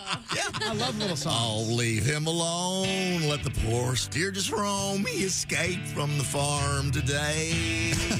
He's delicious for sure. Got away from the herd and lived to see another day. He won't be on a range or a grill or an oven. Hooray! He heeded the call till they chopped off his balls. That's why the poor steer ran away. Aw. He's safe now. He sure is. Yeah, you're right, Pat. I just Googled this thing. Huh. Google it, A knows young everything. neutered male cattle raised for beef, a steer. Terminology used to describe the sex and age of cattle. The male is first a bull calf. If left intact, it becomes a bull. If castrated, it becomes a steer. And about 2 or 3 years, grows to an ox. Do they do it manually, the castration, or is there some kind of machine? I just didn't know if there was power steering or if it was I'm gonna clap some for that. sort of... That was nice. I liked the low-key delivery didn't indicate it was going to be a joke. And then the low-key response indicated that it was barely it a joke. wasn't. No, I enjoyed it very much. That was me clapping. I like that very much. Power steering, you see. Don't they... don't they do a thing at the state fair where you get to castrate a cow or something? What? Oh, I sure hope not. No. Yes, anybody can come right up and just No, step right up. No, I'm sorry. You get to neuter a cat or something? You don't get to neuter. You can watch. Oh, I thought you got to do it. No. Well, who's going to do that? I think a vet takes care of it, you psychotic person. In your head, is it like a lottery thing, or do you have to like knock over a bunch of milk cartons with a baseball? Yeah, you knock them. Where do you go to get to castrate the cow? No, that's Or you have not to how play it works. play the operation game and no, you can't castrate the cow. Castrate the bull, I guess it would be. I don't know what they used, but I can remember as a kid, it was a horrible day on the farm when my uncle would castrate the pigs. Could you hear the pigs? You could hear them Christy, could you hear scream. the pigs? Yeah, Well, how were the meatball subs the next day? not like it. Ooh. They did not like it. Now, Chick, tell me the truth. Huh? When you go to the state fair, what do you do first? Go see the world's largest boar. Why? Because ergo, he would have the world's largest sack of testicles. And it always pays off, doesn't it? It always pays off. Looks like a couple of footballs. Gross. Skin tagged. Horrible. I have a picture of my daughter that I'm still blackmailing her with to this day. Because she's looking at her over her shoulder are the testicles. The giant. Big as she was at the time. Yeah. Wow, okay. Christy, we covered everything in the news. Oh, gosh, no.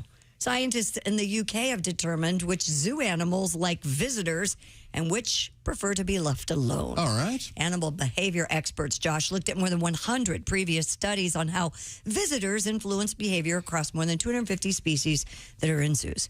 And according to that research, elephants appear to be happier around zoo visitors than alone.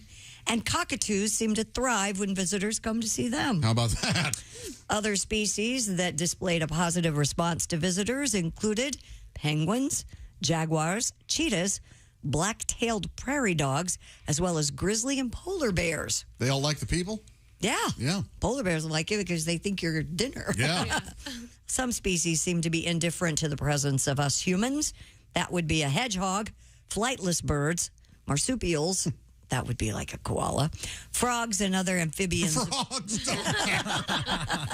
And other amphibians appear to prefer that humans stay away. Now, do any really dislike it? Does it say that? No, it doesn't say that. Well, I'd like to know what those animals are.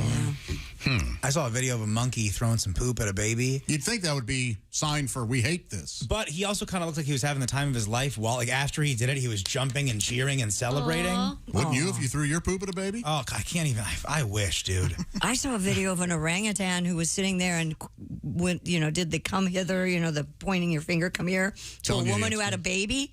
And she put the baby up, his little 3-month-old baby, up to the window, and it kissed the window twice. It was the cutest thing. He went to kiss the baby. Oh, sure it did. Wanted It to tear did. its limb from limb. No, it didn't. Yes, it did. Well, I bet Orangutans I are bet that sweet. thing tastes delicious. Yeah. maybe a little chewy, but Look at that little hairless monkey over there. It tastes delicious. now coming up is what, Christy Lee? Coming up, we have Alli Breen and Jessica Alsman, and we're going to solve the world's love problems. Sexy time with Alli Breen. Right now, we're going to solve the Father's Day dilemma.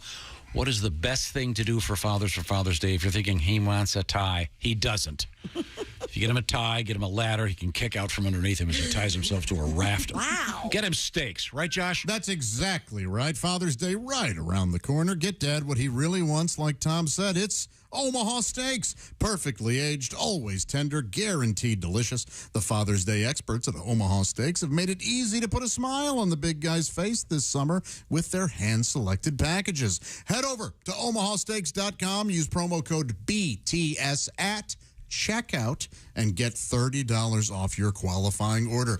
Packages can include fork tender, bacon-wrapped filet mignons, air-chilled boneless chicken breasts, juicy burgers, jumbo, don't you dare call them hot dog franks, and many more favorites. Whether he's your father, father-in-law, or just a father figure, he's the guy who was always ready to step up when you needed him most. Step up when he needs you. That's right. This Father's Day, show him the love with the only gift that's as unforgettable as he. The mouth-watering perfection of Omaha Steaks. Don't wait. Go to omahasteaks.com. Use code BTS at checkout. Get $30 off. It's an already unforgettable gift, guaranteed to make Dad's day. Why not get $30 off in the meantime? Because if there's one thing we know, it's that dads want steak. That's omahasteaks.com, code BTS at checkout.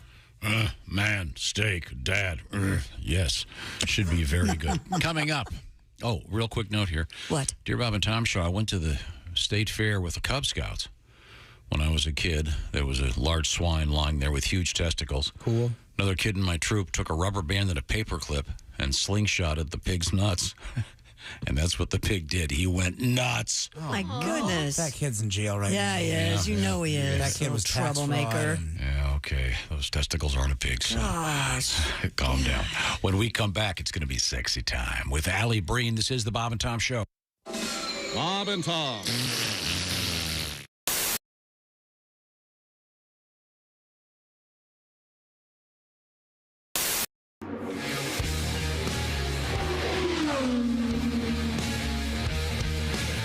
Obviously, Floyd's a legend. I mean, he was a rookie in 1957 or 58. 58, I think. He was a rookie. Four-time winner. Unbelievable fan. So I'm doing The King, and we're in Tony Bettenhausen Jr.'s garage doing Dick's Picks. And Bob, AJ, was in the garage with us. So we start doing a pair of kings because AJ was the king, and then the king, Elvis the king. So we're doing a pair of kings. And I go, AJ, I go, Meyer, let's take our shirts off and have a belly button contest right here in the garage. I said, then we'll lay on the floor and see whose belly button can hold the most gravy. Oh, thank you very much. I said, I want to help you, AJ, on race day. I'm going to be on your pit crew. When you come in, I'm just going to put my belly and flop it on the rear wing. Front end will come in the air. They'll change them tires. Off we go. And so we're doing all this, and people are dying. Well, then I talked to a crew member later, and AJ had the Bob and Tom Show on in the garage. About halfway to that, he just looked up and he goes, shut that shit off.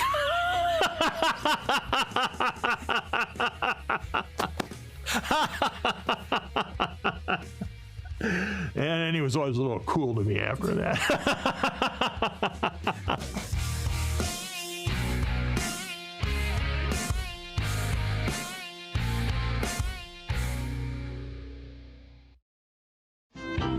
I had a moment where my girlfriend thought she was pregnant. And by the way, if ladies, if you suspect that you're pregnant, tell the guy during the day. Don't wait until you're about to go to sleep. Oh. Because that's what she did. She's like, I have a cramp. I might be pregnant. Good night. I'm like, no. Good night. I don't think so. I go, well, let's find out. Well, what are you going to do? So I, hauled butt to Walmart. Yep. And got a test. Got myself a little test. Doctor in a box. Yeah, I know. 2 o'clock in the morning. And of all the times to get recognized. I walk into Walmart in the night shift.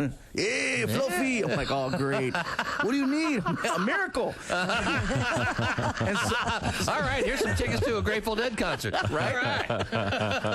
So I found the aisle where they sell the pregnancy test, and I realized something. Walmart has figured out the evolution of how life works, and they put it in aisle 4. As soon as you turn the corner, you see condoms. Then you see lubricant. The next to the lubricant, you see pregnancy tests. The next to that, you see Pampers. Next to that, formula. And at the end of the aisle, they sell sell beer. It's a full circle.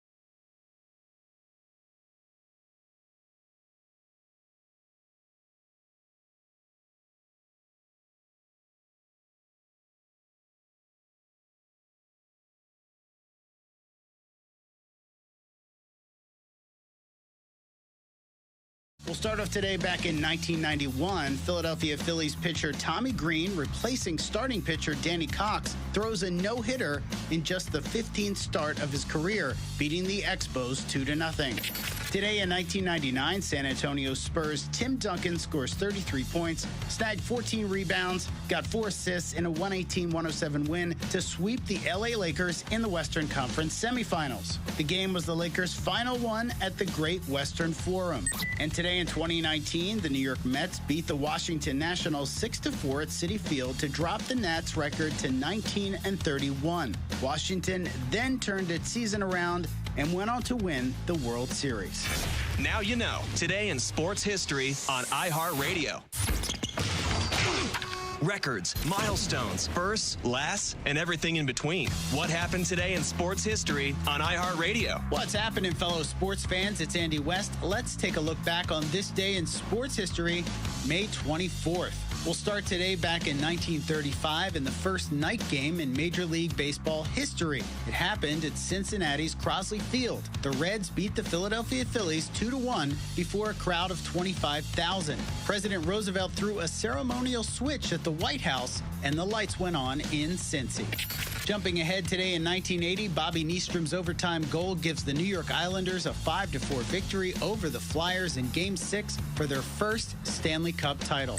And today in 1992, Al Unser Jr. beat Scott Goodyear by just 43 thousandths of a second to win the Indianapolis 500, making him the third member of the Unser family to win the race. It was the closest Indy 500 finish to date. Now you know. Today in sports history on iHeartRadio. Bob and Tom. Well-meaning, but... Yeah, they're all... Welcome back to the Bob and Tom Show. Christy Lee at the news desk. Hello. There's Pat Godwin in the performance room. Hi, chick. There's Josh Arnold. Hello. Jessica Alsman is here. Hey. There's Ace Cosby. Hey. There's Willie Griswold. What up, man? I'm Chick McGee, and here's Tom Griswold. Thank you very much. I've got a trivia question coming up for Pat Godwin in a matter of seconds. Oh. We're going to hook up with the lovely Alli Breen. And there she is. Ow. Hi, Alli. Hi, guys. It's good seeing you. Now, before we get to you, Alli, I understand you're going to be working this weekend at the Parks Casino.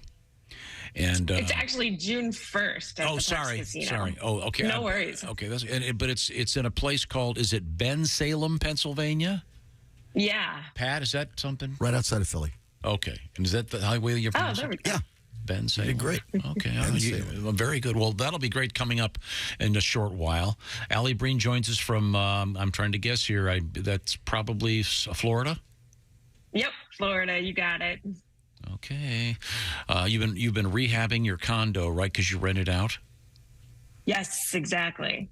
Yep, doing the Airbnb thing, and I had a show at a pizza place last night. It's been a fun little trip. Oh, nice. Cool. Yeah. Did you do any pizza-specific material? No, but I got paid half in pizza, so I ate plenty of... It was good. There's a topic. Comedians, yeah. And what's the worst thing you've gotten instead of cash? Instead of pay. Yeah. Hey, drink tickets That are would one be thing. pretty good. Slice tickets? Yeah. That's awesome. I would love that. I'll take getting paid in pizza any day. Pizza or pies. That works for me. Okay, all right. Back in the days, it would have been drugs. So That's true. I got paid in peach moonshine recently, working in Brown County, Indiana. Nice. Just sort of a tip from the booker. It was really nice. It was thoughtful and kind. Okay, cool. Well, Allie, the name of the show is Sexy Time. And the way it works Yes, is it is. People will send you things through various social media platforms at ALLIBREEN. They have love troubles. We're here to fix them. What have you got? Dear Allie, for my 50th birthday, my wife got a friend to do a threesome with us as she knew I never had one and I was very curious. It was great. It's now her 50th birthday and she wants me to get a guy for her. I want no part of it. She says I'm being hypocritical. I just can't imagine her with another guy. Am I being closed-minded and should I do this? Yeah, you're being closed-minded. Come on. That's not fair. Yeah. Jeez. It's literally a double standard. I got an idea. Just why don't you two just stay away from each other for the rest of your lives? How about that? That'd probably be the best way to go. Am I the only one that disagrees here? Just because she got you that as a gift, there was no deal that you had to get her the same thing. No quid pro quo. Yeah, that was never. It's quim pro quo. That was never talked about. She's throwing something. Well, at what you. about equal rights? There's an argument for. He may have said no to his three-way if she said, hey, by the way, on my 50th, I'm going to want you and another dude. Yeah, that's true. So you didn't give him the choice here. And I will say it's like consent, consent, consent. If you don't want to do this, you don't got to do anything you don't want to do. Exactly. It's weird that he says, I don't want to see another guy with my wife, though. But it was okay that she had to watch another woman be with him. You know what I mean? So even if he doesn't want to take it, he doesn't have to. She could still, like, play around. I'm not sure what that means, but I know what it meant. Very uncomfortable. I got an idea. To do with it. The husband said he had never had a three-way. Maybe she already had one. Ooh. Oh. You know, love's not for everybody. You know, I'm going to tell you. Just get the hell out of there. There you go. Break up now. I don't get it. It is actually kind of cute. Hey, I love you. Boy, I can't wait to be with somebody else. Okay. Fair enough. Good to see you. Thank you very much. Good to see you. It is cute, though, that his concern is seeing her with another guy and not himself being with another guy. I feel like most guys would be like, I don't want to be naked around another guy. Oh, my God, we touched. Exactly. We might be gay now. Okay. Well, let's move on. We haven't solved that one at all. Good luck. Sure we did. Dear Allie, my boyfriend is really into feet and I'm not, so I let him subscribe to some OnlyFans feet girls. Seems fine for now, but if I want to keep him, am I going to have to start doing the foot thing myself? Yes. And if you don't, you guys should break up. He needs it. And he needs it. Well, you know how it is. Yeah. But she's delegating it. You can't keep delegating it, you don't think? He's eventually going to want the real thing.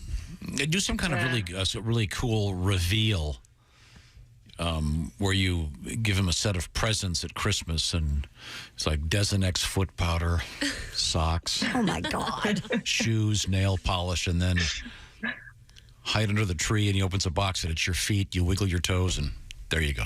I've solved the problem. Next. No matter what you do, I would just speak delicately, be sensitive when you talk to him about this. Otherwise, you might end up with your foot in his mouth, and that could be a little bit embarrassing. I think there's more to this than just that. You know what he's probably into. Foot jobs? Yeah. Maybe. Yeah. Do people who have the foot thing, is that what they're into? It's like... Probably not all the time, but... Well, that's kind of convenient because you can watch TV while you're doing it. Just put up a couple pillows and you don't really have to do much. It seems a little hard to grip. How do you grip it with it? Surely you can use your hands also, unless you got really... It's got to be a little clumsy, right? Yeah, it's got to be.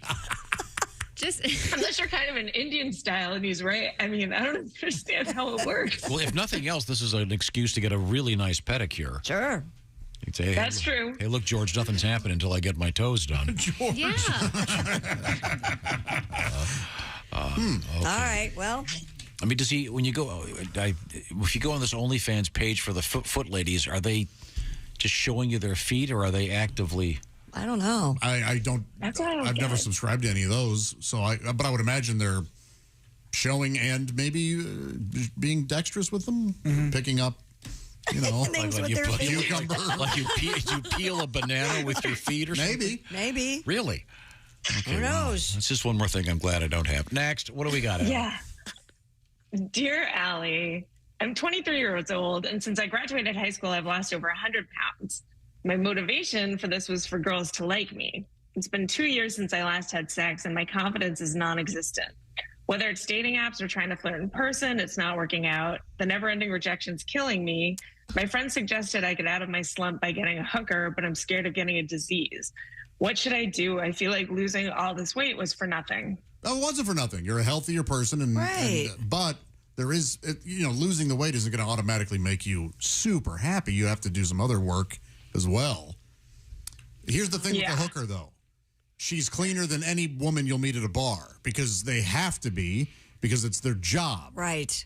So even hookers have standards? I thought it was just like hookers especially have standards. Especially? Yes. That ruins their job if they have exactly. Right. They can't work. Yeah. So don't worry about that. If you don't want to get a hooker, don't get a hooker. But don't worry about the disease part. I think I might know what this might be. Because I have a friend who lost a lot of weight. He was striking out with girls because he was still super eager with them. Yeah. And then when he gave up and became aloof, all these girls were like, hey, Right. Don't try so hard. Also, it sounds like you're at kind of a tough age. I would say join a bowling league or an improv class. Go to karaoke night every Tuesday. Just do something where there's people that are around your age where you can hang out with them and develop some friendships that you can turn into bigger relationships. Yeah, there's co-ed sports teams out there too. Half the time they might need one extra person, like a softball, volleyball. Good call, Willie. Yeah. Do a beer kickball league. Beer kickball. It's exactly what you think it is. Wow. You got to hold the beer while you kick. Everybody has a blast. That is hysterical. I've never heard of that. Okay, well, let's get moving. That sounds kind of amazing. And congratulations on the weight loss. Yeah, that's awesome. Good for you. Yeah, don't get down. Dear Allie. Yeah. He'll be fine. Exactly. Act aloof. Girls will flock to you. Dear Allie, my girlfriend of 2 years recently left her phone unlocked on the bed when she was taking a shower. I saw a text come in and glanced over, and it was a D pic. I know it was a bad move on my part, but then I started looking at her texts and discovered she's been sleeping with 2 other guys. Oh, man. How do I bring this up given the way I became aware of this? No. You staying pretty calm. No. I think you can go, hey, you know what? I happened to glance over and I saw that D pic, and look, you may be mad at me for going through your phone, but I know exactly what's going on here. See ya. Bye. Exactly. First, you walk over to the toilet and flush it 5 times while she's in the shower so she gets burned. Then you go, hey, here's a towel. There's the door. See you later. Yeah. No. No, that's bad. She doesn't. Right.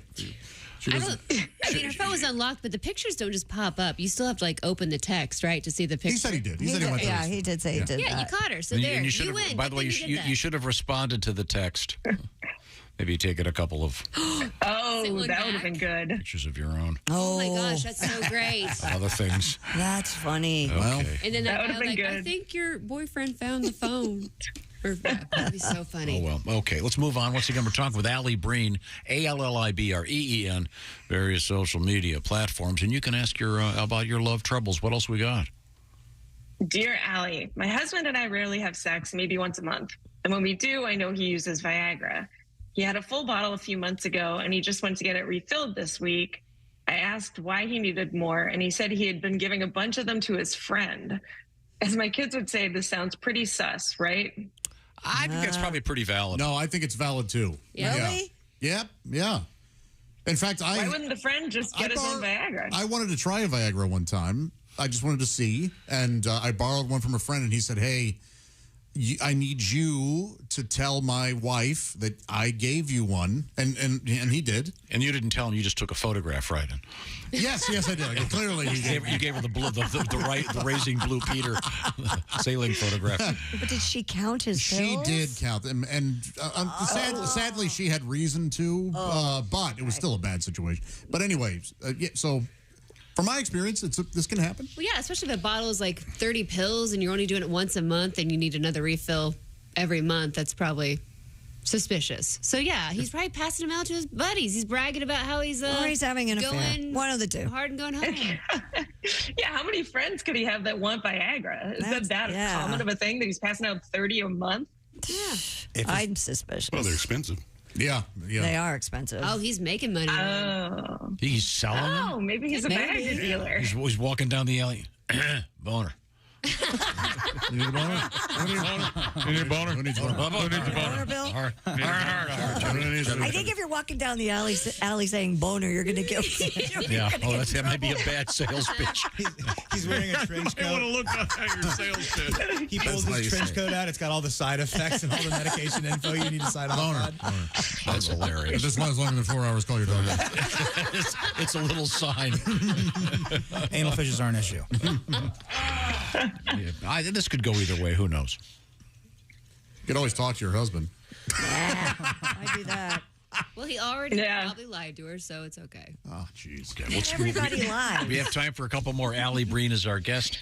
Once again, it's sexy time. ALLIBREEN. You will find Alli live and in person if you're going to Greater Philadelphia's Parks Casino in Bensalem. That's coming up, what, in 2 weeks? Yep. June 1st. All right. Not quite 2 weeks, like a week and a half, I think. Okay. Dear Alli, I'm in a long-term relationship and I'm very happy. But sometimes I fantasize about sleeping with a total stranger and I'm starting to really want to try it. I doubt I'd get caught and it would keep me happy in my monotonous relationship. Should I try asking my boyfriend's permission or should I just do it? Oh my God. I've said this before when we get these kind of letters. I think you've already made up your mind. Yeah. Yeah. You're going to do it. You just want the Bob and Tom Show endorsement. Kind of. You just want anybody else's. Well, I wasn't going to do it until Right. Halsey and Josh said, go for it. I mean, if you bring it up, then you have to deal with him always worrying. Although guys might not just constantly worry. Or you could offer up a three-way. No. Or you could just break up. I'm trying to calm down. Yeah. Chick's right. You could also break up and go have sex with another person. Talk to your boyfriend. What if your boyfriend wants to open the relationship up? What if he's been thinking about it too? I think communication's the key here. That could be, but maybe she should start with dirty talk about it and see how into it he gets. Yeah, and then when she does get into it, she'll be like, "Hey, Oh, yeah, what a lovely evening this was. Oh, you kissed so well, Josh. Man, I want to do your brother. I want to get out of here. We have time for one more. What do you got? Dear Alli, my boyfriend is trying to do the Harry Styles thing and wear a lot of jewelry, women's clothes, and makeup. I know I'm supposed to be supportive, but I'm really not into this. What should I do? Remember, rock stars can get away with a lot of stuff you can't get away That's with. true. Like pretending not to be gay. I think we're done here. You're allowed to break up. Tell your clearly gay boyfriend to just come out already. Much like somebody Or should tell just Harry lock up all your jewelry. Come out of your closet. Okay, well, thanks, Alli. Thanks, guys. Now, are you going to be going back to New York, or are you going to be staying down in Florida for the big weekend? No, I'm back in New York. I'm back on Friday, and I'll be at Eastville Comedy this weekend down in Brooklyn. Cool. All right, Okay. cool. Well, thanks, Alli. Have a great holiday Thanks, weekend. guys. Bye, Alli. Yes, you too. Thanks. It's quiz time, ladies and gentlemen. Christy Lee. Yo. The sleep number setting on your sleep number bed is what? 45. That is a not-so-firm mattress. I like it Conversely, that Chick way. McGee, the sleep number setting is? 100. I like a firm mattress, Tom. You know that. What this is about is adjustable firmness. It's a simple idea perfectly executed by the sleep number people. They've been doing it for a long time, and this technology is simple, but it's perfect. And the way it works is either side of the bed has its own setting, which you can adjust at the touch of a button. So if she likes it that way, you like it this way, or whatever, you get what you want. Now, Sleep Number has something very special going on right now. It's called Sleeping at the Next Level by getting a Sleep Number bed where you can unlock your potential. The smart bed I'm talking about is the most famous. And right now, 50% off the famous Sleep Number limited edition smart bed plus special financing for a limited time subject to credit approval. The store can give you all the details, and that's the only place you can get a Sleep Number bed. The Sleep Number store, you'll find them at sleepnumber.com/BT show. That's sleepnumber.com/BT show. Lots of other tricks going on to make your sleeping a lot better through a smart bed. Once again, sleepnumber.com/BT show. Coming up today in history, this is the Bob and Tom Show. Thanks for listening to the Bob and Tom Show this morning. Catch any part of the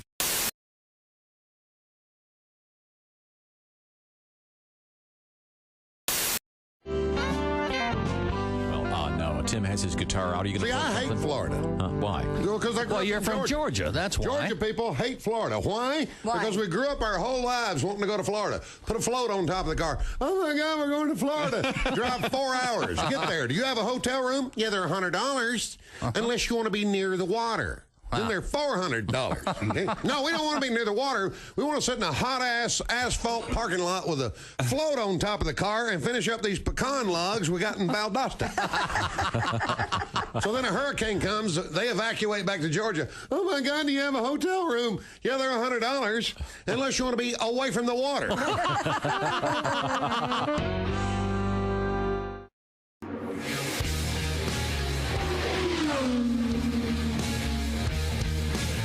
I never forget one time we were doing a show.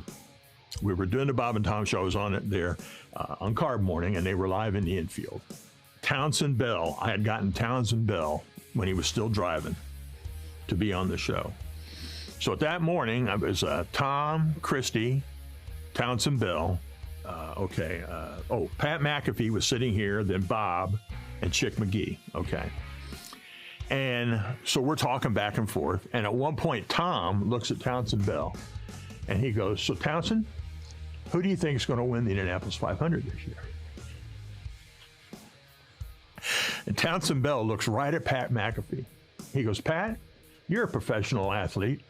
Do you ever get used to the media asking you stupid questions? Bob and Chick hit their feet. They were applauding, standing ovation. Oh my gosh! One of the biggest laughs. It was just phenomenal.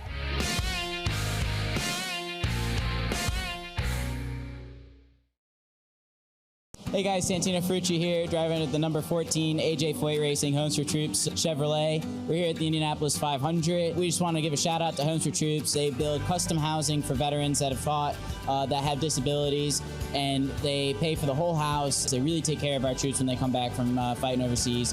You know, it's such a great charity. More than 90 cents of every dollar does go to the charity. So it is a fantastic organization, one of the best you can donate to.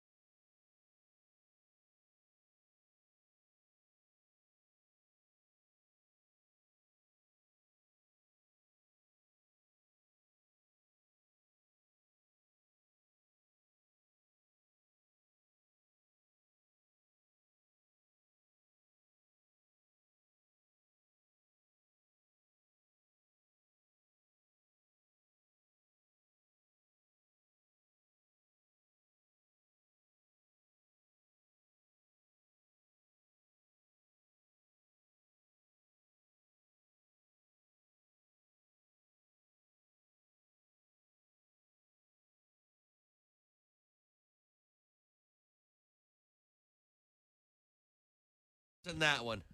Hey, guy, it's Kid Tarmac. This is Bob and Tom 24/7. Kid Tarmac. Jimmy Schubert is our guest. But I prefer mobile food myself. I prefer food that's had to make it in the world just like I have. I mean, if I'm going to eat food, I prefer food that doesn't come from the ground. You know, because vegetables, you know, they suck the nutrients from the mud. Mm-hmm. Would you eat mud? No. No, then why eat the middleman? You know, God made animals slow enough to catch. He obviously intended for us to eat them. Besides that, what's the fun in hunting a vegetable? Any moron can sneak up on a carrot. Some of that stuff's not even food. Celery, that's not food. That's like dental floss trapped inside a carbohydrates. I was reading about celery. You know, there's 4 calories in a stick of celery. 4 takes your body 6 calories to process. Mm-hmm. A stalk of celery. You could kill yourself eating celery. That's not food. That's slow suicide. What happened? A distinguished actor and comedian. He is John Witherspoon. My 11-year-old, you know, he's going to private school. Only reason he go to private school is my mother-in-law helps pay half. Little rich kids go there. I see Warren Beatty all the time. Oh, yeah? I see Warren Beatty there. He's and Annette Bening. And my son talks like this. Father, Father. Would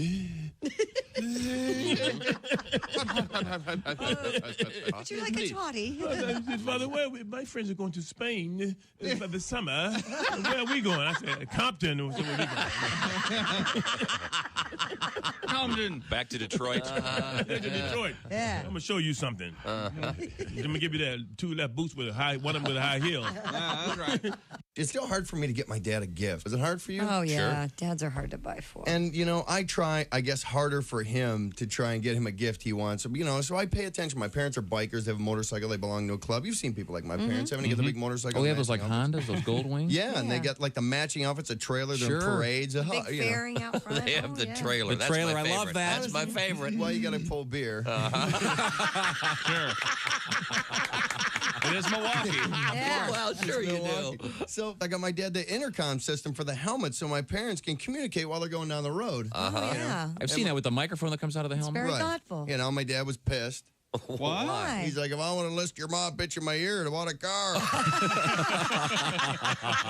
the hell's the matter with you? You think I've been driving around in the rain for the last 30 years for nothing? The man in the studio with us is comedian Greg Hahn. You ever driven in a Corvette? What do you I'm a little bit tall for the vet. Are you really? It's a Right. big car. Yeah. Put the seat back. There's an idea. Yeah. How tall are you? I'm 6'4". Yeah. I got a huge SUV. I just look at the rear view thinking I got to get some friends. Rows and rows of seats, nobody in them. I just go from gas station to gas station. Hey, want to ride? Tell them about your 3-point plan for success, Greg. What is that? Where I bought the car is too expensive? Right. My house is too expensive? Right. Knock up a fat girl. How about it? Yes, sir. Mr. Check me out. Success. That's Greg Hahn. Hey, this is comedian Ron White, and you're listening. Welcome back to the Bob and Tom Show. Christy Lee at the news desk. Hello. There's Pat Godwin in the performance room. Hey, chick. There's Josh Arnold. Hello there.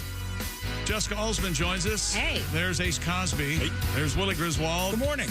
I'm Chick McGee. And here's Tom Griswold. Hello there. Oh, Wow, that gem. You'd think you'd miss that by Yeah. now. In that case, Hello there. That's the Wolfman. The Wolfman said hello there. Thanks, Wolf. no. Throw things away, chick. Don't leave empty containers lying around in the freaking cabinet. Here's what Throw happened. it away. Here's what happened. Jeez. Sick of it. I have a pure love of peanut M&Ms. Yes. Love them. Can't get enough. Right. So apparently over the course of 5 days, I might have eaten a 32-pound tub of Okay, so what's the problem? And at the end, I just left the empty container in the pantry. Food pantry. Yeah. See, we were having this discussion the other day about and men more than women tend to see messes and they will leave them. Yeah.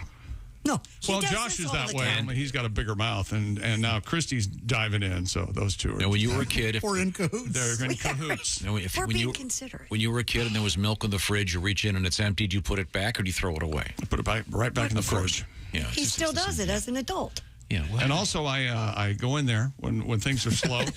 I'll go in there and I'll open all the cabinet doors. Yes. I'll leave that open, and I'll take a plastic fork and put that on the, just out of nowhere, put it on the counter and walk away. Ace has his hand up. Yes, thank God Ace is weighing in. Yes, Ace. Does your housekeeper police like your pantry, empty containers and things in the fridge? To speed things along, I'm going to say whatever you said, yes. So here we are. Seems to be hostile. I don't know what's going on. Didn't you bring this up? I brought it up. She it's brought my it fault. Okay. She put the empty thing at my hurry up. workstation. I did Well, he did that. I have a lesson today. I've got to go to my house and have someone teach me where all my stuff is. Somebody else put your stuff away? Didn't find anything. Oh, Jesus. Can't you even unpack See, things? I like everything out where I can see it, and now everything is in the kitchen. It's all put away, so if I want a fork, I have to go to like 8 drawers before I can. Where would you put your forks? On the counter? Must suck to have a brand new house. Yeah, no You want to joke. come over and help me unpack it? I'd be happy to. Okay. Sorry you don't want to. too warm. Time now for Today in History, May 24th. Tom? This first one's one of my favorites. Samuel Morse, M-O-R-S-E, 1844, sent out the first telegraph message. This comes around every 3 months. I'm not. Yes. It's either his birthday or And the first message was, Watson, come here. I want you. And then we all have to listen to Western Union. Yes. What's coming up right now? Oh, we went on a field trip when I was in the younger lad to Washington, D.C. I never will forget it. Classic song, Five Americans. Classic song. Yeah, 5 Americans know this song. One American left singing. You know who's singing loudest? The commie. That's who's singing. Western Union. You can't even send a telegram anymore, right? I think they did officially stop, but not that long ago. All you can do, I think, is send money. Wire money. Wire money, yeah. Oh, that's a shame. And I bet Venmo's kicking that out. It must be. Yeah. The only time or Apple Pay or whatever you this use. is a quiz. The only time I ever had to Western Union money was with what comedian? I know. John Fox. John Fox is the correct answer. We all knew He called me up desperately. See, now you will say, oh, that's a great memory. No, we just heard this story last Tuesday is how this happened. You have a great memory. You have an amazing memory. No, we hear about it every week. Do you know what Morse code is, Halsey? Yeah. Dot, dash, dot, dash. Okay. SOS. Just in case your explanation It's what wasn't enough. experienced operators mean by smooth sending when they say another operator has a good fist. Good fist. Now, I do like that. A good fist. Now, do you know what that means, a good fist? Did you understand that? Is that when they're tapping on the... I have been told that skilled operators can actually tell who is doing it based on their sort of touch. You've been told. That's what the guy just said. You couldn't hear him because you were blabbing. Oh, I see. So a tone is a tone. I didn't know it could be a soft tone. So or a hard if a tone. man comes up to you, Halsey, and says he has a good fist, he doesn't mean that. No, these days he might. The first Morse code message sent on this date in 1844 was letter U, up. Oh. It wasn't what It was a hath booty got call. rod. It wasn't what hath got rod. No, it was a DTF. I'm surprised you know what that means. Long story. Did you just send a DTF? 1883, the Brooklyn Bridge opens.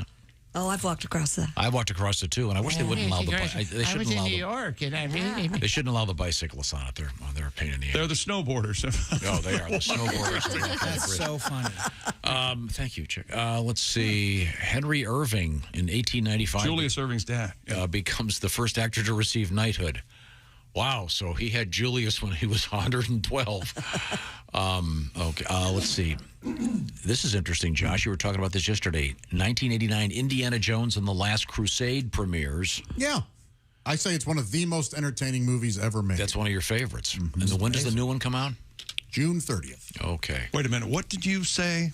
Indiana Jones and the Last Crusade is one of the most entertaining movies ever made. That's the last one he made before this one? No, that's part 3. Yeah, Okay. Crystal Skull came It's out. with Sean Connery and... You chose wisely. Yeah. Okay, here's an easy one again for you, Halsey. 1866, happy birthday to Daniel Gabriel Fahrenheit. What did he invent? The thermometer? Very good. Excellent. You have an amazing way of making feel someone just stupid. I wanted to give Fahrenheit. I wanted her to feel. So he did invent the thermometer, though, not just the degree. And the scale, yes. Okay. Oh, both. Oh, so he did both. I don't believe you. I kind of don't either. I think the thermometer... I think just the utilized scale, the Fahrenheit Yeah, scale. I think the scale came first. He invented both. If there was a way we could use the scale. Kelvin, whole different story. Celsius, I refuse. I protest against You've been Celsius. canceled. I refuse to Here's read the things we temperature learned in today Celsius. on the Bob and Tom Show. Move to Canada. Ace Cosby's polo shirt was unbuttoned early. I got one more important one to do. Nope. 1879, Henry Burnett Reese invented what, Josh? He's open for peanut business. butter cup? Reese cups? Yeah, there you go. So you mean Henry, what's his middle name? Burnett. Burnett Reese. No, Reese. Henry Burnett Now, Reese. what do you call people who call it Reese cups? Hilljack. Yeah, that's what he Was it says. Reese's Cups? Reese? What is Christy has a lazy eye. Tom wanted to know about her lazy nipples earlier this morning. I don't know if you I don't have lazy nipples. They're in the right I did spot. not word it I that know. way. That was sexist. I did Hardworking. Tom's daughter, for some reason, has started calling him Father, and we all love it. Tom tore up his mouth eating tortilla chips in a Mexican restaurant. As Chick said, he doesn't know how to put them flatly in his mouth. He's just eating them. The flanges stand up. I was Points up, starving. probably. I hadn't eaten all day. I didn't want to go to that place. Ace turned the world upside down with his smile. And he has brown sugar. Puts brown sugar in his chili. He loves it. Got a lot of letters about brown sugar. And the spicier, the better, right? You're crying. That's a good time. Nice balance. Yeah.